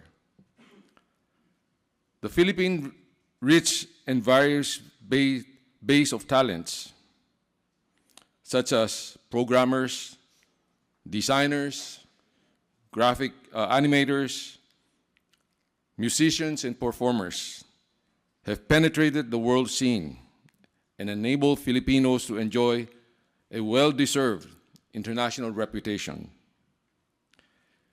In tourism, aside from the natural tourist attractions that are scattered all over the Philippines archipelago, the innate hospitality of Filipinos and their proficiency in English are key factors in this growth.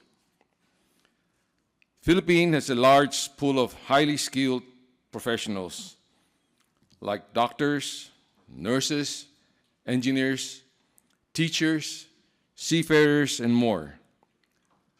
But the lack of employment in the country has resulted in Filipinos' diaspora. Today, overseas Filipino workers, or what we call OFW, is estimated to be 2.3 million, 96% of which are overseas contract workers. The services industries are critical to improving the economies of developing nations. According to the International Trade Center, cross-border trade in services now represents more than 20%. Services account for 60% of annual flow of direct foreign investment. Service industries are a major source of innovation, provide essential infrastructure to trade in goods. Even while the service sector's contribution to the Philippine economy has increased tremendously, the potential of this sector is not yet fully optimized. Notwithstanding the country's commitment to liberalize its air and maritime transport, construction, financial services, there are constitutional restrictions on market access. National treatment and equity participations have resulted to low foreign direct investments. Other constraints include slow technological advances, especially in ICT, the high cost of internet, inefficient transport, high cost and unreliable power, and lack of cost-effective and quality education for many of the young people. The growth of the sector has been concentrated in urban areas, causing internal migration and congesting major cities in the country. I'm sure all of you have read in the paper that, many government agencies are now addressing these traffic congestion issues in the Metro Manila area.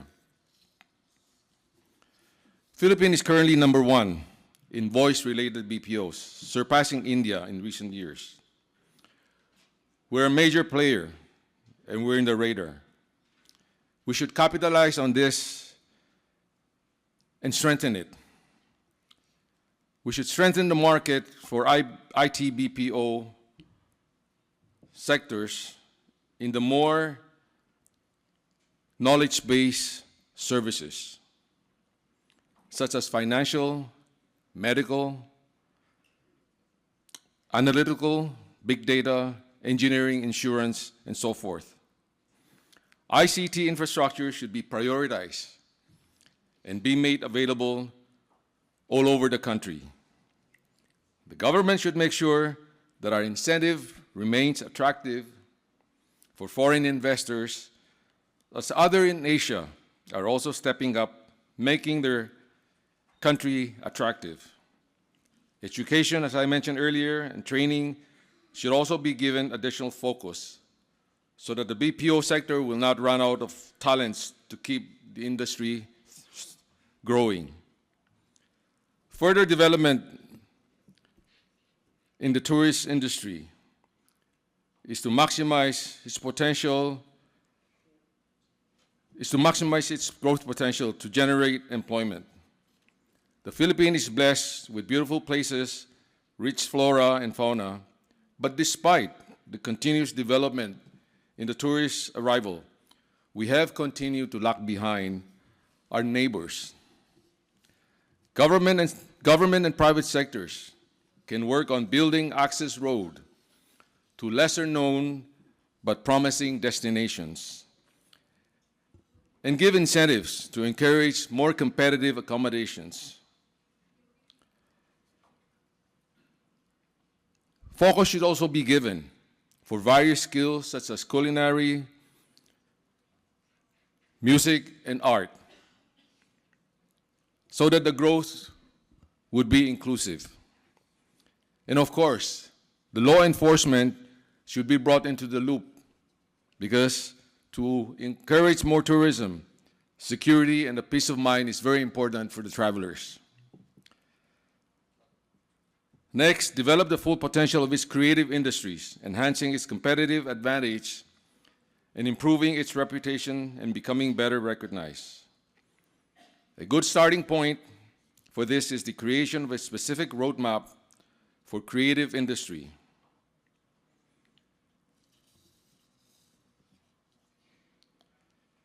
Create more opportunities and jobs for the Filipino professionals so that they will remain in the country instead of working abroad. The Philippines will truly benefit from its own crop of talent, entrepreneurs, managers, and experts on various fields. We need to convene a service coalition that will serve as a force to the various professions to enhance the service industry growth. Given the opportunities and the challenges, bring the players together in a coalition that could significantly serve in developing the priorities that will strengthen this industry.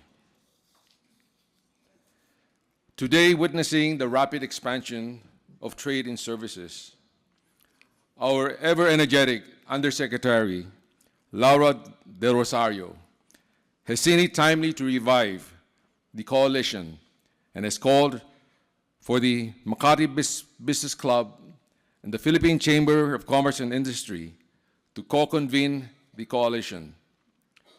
The private sector fully supports this initiative, which is also partly the reason I'm standing before you. We envision the coalition to bring together service associations and formulate strategies for the development of the service sector. We will be officially having our first meeting after this conference. Since 2014, we have already laid the initial groundworks for this effort. We have identified the creation of roadmaps for specific service sectors. The ITBPO has shown the way, developing its own roadmap, which it has successfully implemented. The logistics sector, led by the Philippine International Sea Freight Forwarders Association and the United Port Users Confederation, are now in their third revision of the private sector-led Philippine Logistic Roadmap.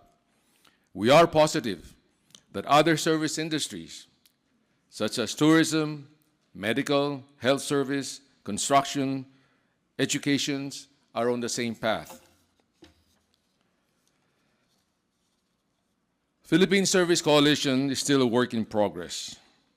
We realize we need to work closely with the various service sectors to get their inputs and hopefully to influence government policies. Unlike other economies, export of services rather than manufactured goods has driven the economic growth of the Philippines in the past decade. Despite the big contribution to the economy, the potential of the service sector has yet to be maximized. So to leverage the potential of the sector infrastructure, we encourage the government to prioritize policy reform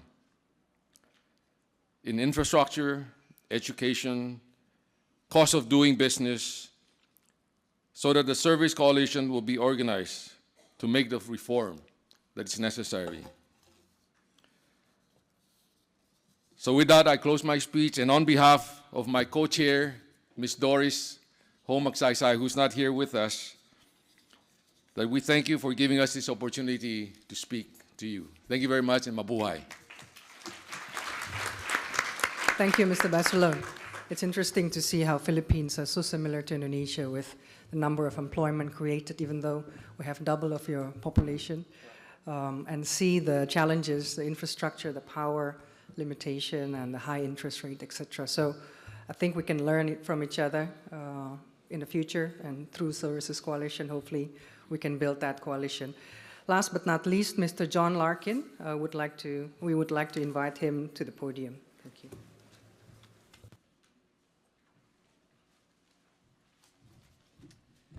Thank you, Cynthia, and good afternoon, everyone.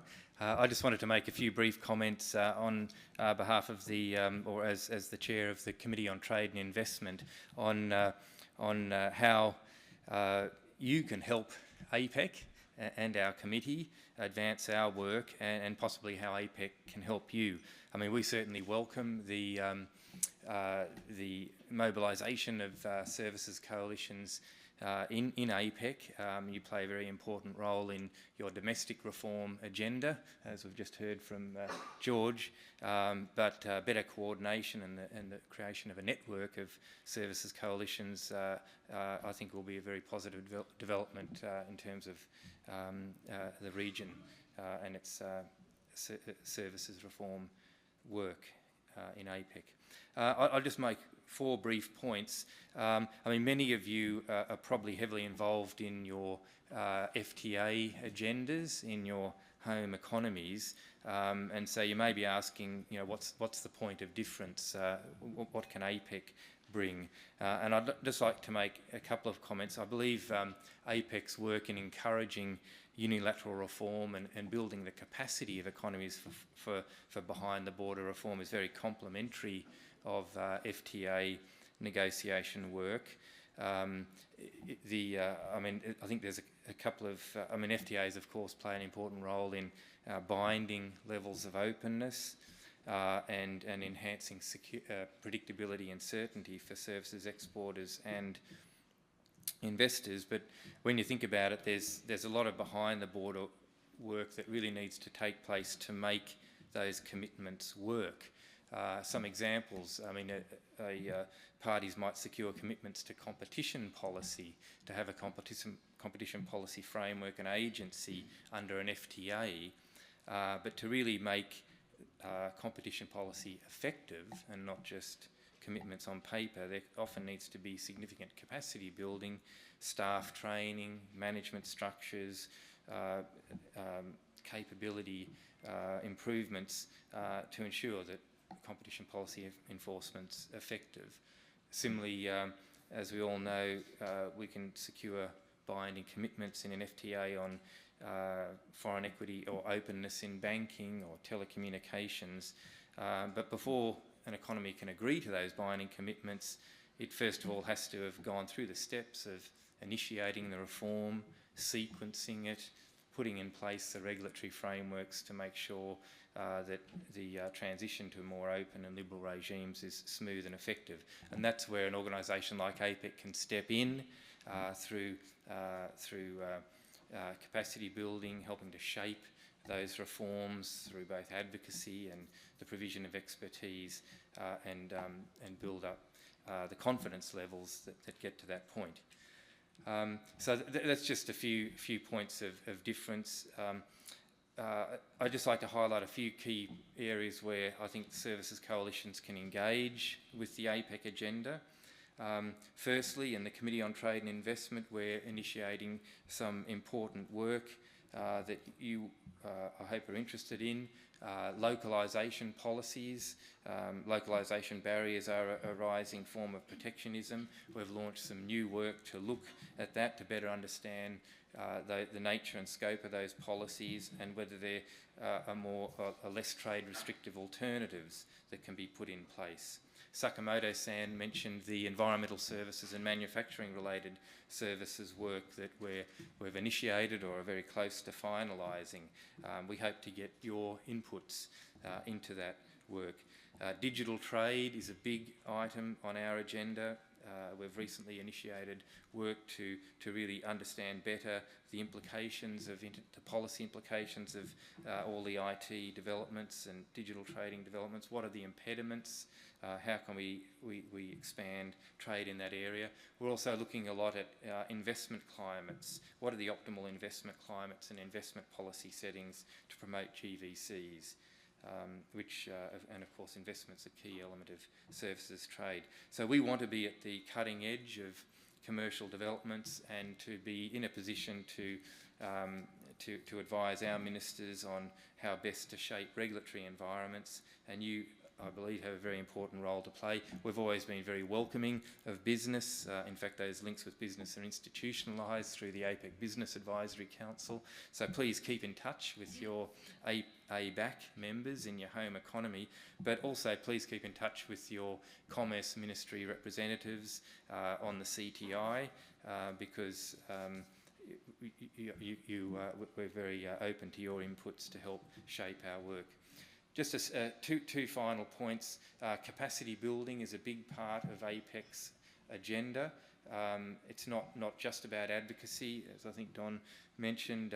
We also would appreciate your technical expertise and to bring some substance to the table in terms of cost-benefit analysis and even mobilising experts to help shape regulatory frameworks.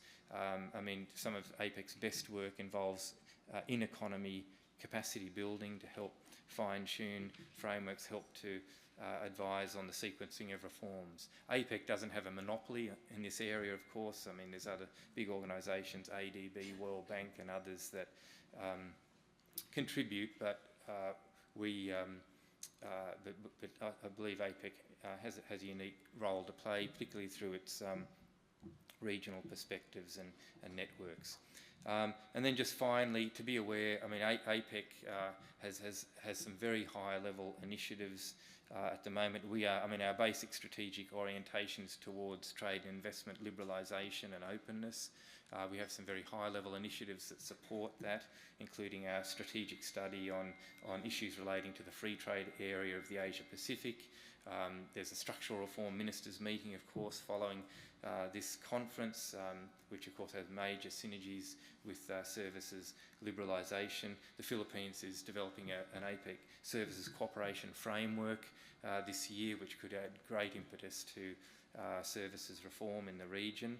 And there's many official committees that support work and services. I'd mention the Economic Committee in particular that my colleague Rory McLeod chairs. They're doing some excellent work on good regulatory practices and optimal public consultation processes.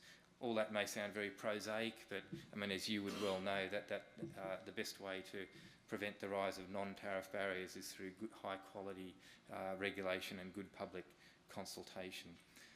So just in closing, I'd really, we welcome the development and greater engagement of services coalitions in APEC. We'd really ask that you lend your weight and expertise to our initiatives that promote services trade liberalisation. You may not support every detail of our initiatives. You may get frustrated at times by the slow pace, but APEC's about incremental reform. It's about building confidence across 21 very diverse economies and with very diverse histories and cultures, of course, and approaches to economic management. But APEC has some important strengths, bringing together business, government, regulators to identify best practices and to use peer pressure to help promote reform. Because when we see something that works in another economy, we can look at why it works and perhaps incorporate it into our own system. So please stay in touch with your APEC officials, and from the CTI, we wish you all your best, all our best in your endeavours. Thank you.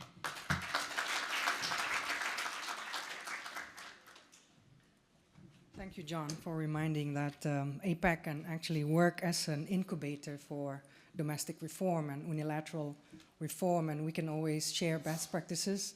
And you're right about the private sector. Usually in ISD, we collect best practices stories, case stories that we can actually compare with each other.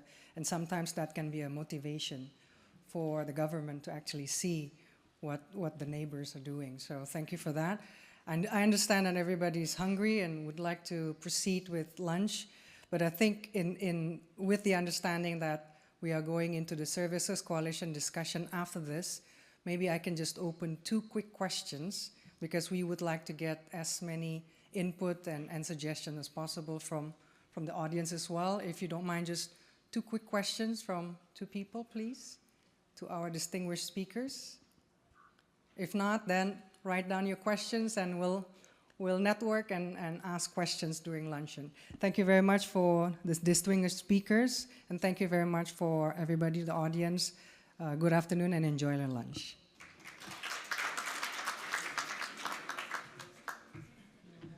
Just before you enjoy your lunch, we'll be having our closing session. May we invite Undersecretary Emmanuel Esguerra, convener APEC Group on Services, and Mr. Ho Meng Kit.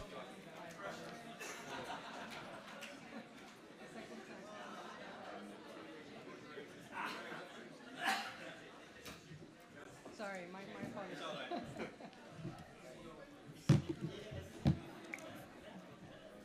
I know this is a bit anticlimactic, but nevertheless, first of all, on behalf of APEC, I would like to thank all of you for participating in this event. We'd also like to recognize the efforts of the APEC Business Advisory Council, the Pacific Economic Cooperation Council, and the APEC 2015 SOM Chair's Office, as well as the support of the International Trade Center and the Department of Foreign Affairs and Trade of Australia. I'm sure you will agree with me that the sessions have been successful in surfacing issues and in highlighting the important areas where there is scope for further support for the development and growth of the services sector. In this regard, I would like to express appreciation to the speakers, the panelists, and moderators who provided useful insights and kept the panel discussions interesting.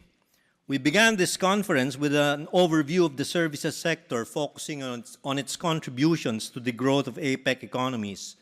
This was followed by extensive discussions concerning our pursuit of a more competitive services sector, the opportunities for growth, the challenges from the slowdown of global trade, but also the significant scope for continuous and expanding trade in services. I will not attempt to summarize the discussions that just transpired this morning, lest that take away from the richness of the insights that you just heard. Besides, that would also violate the basic rule that closing remarks should not be longer than the opening remarks.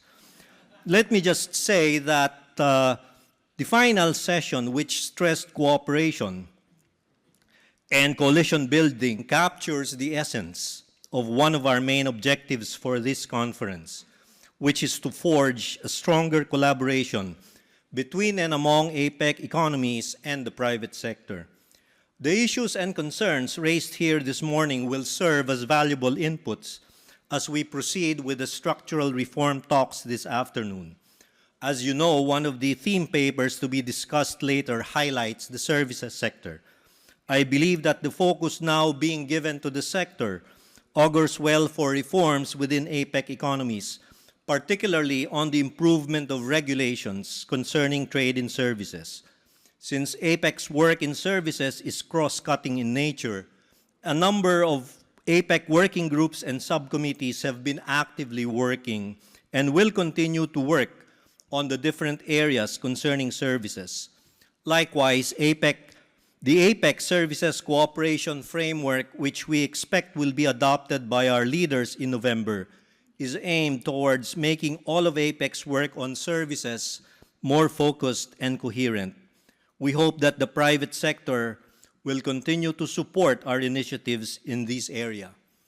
The increased level of engagement between APEC and the private sector during this year's meetings has set a higher bar for multi-stakeholder partnership and participation. We hope that this will be the new normal as we face an increasingly challenging yet potentially rewarding environment for the services sector.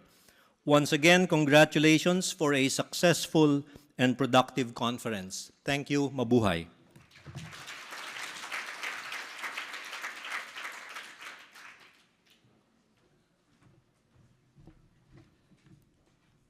Ladies and gentlemen, friends, very short concluding remarks. I want to make 3 observations and hope for 3 outcomes. Observation 1 is services is good for growth, particularly for inclusive growth with the involvement of MSME. And I think this is a very powerful narrative for governments and for leaders, particularly in this environment where countries are looking for growth. So that's the first observation. Secondly is that the private sector, ABAC, is engaged and now is increasingly organized with this formation of the Coalition for Services organization. And third, not only private sector, the third observation is that now we have got multi-stakeholders involved as well. The ITC, the World Bank are involved in helping us. So three observations.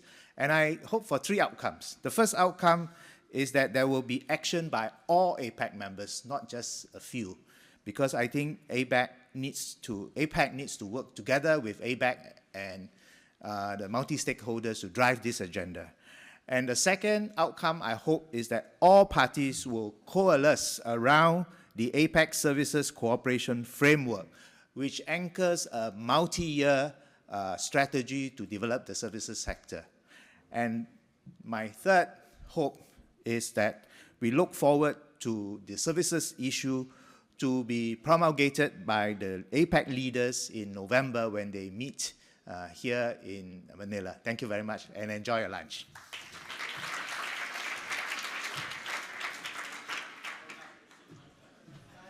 Thank you very much. Our ministers, senior officials, and speakers will be led to a designated room inside the feria. For the rest of our participants, it will be free seating at the feria. Please don't forget to bring your invitation cards. Once again, thank you and good afternoon.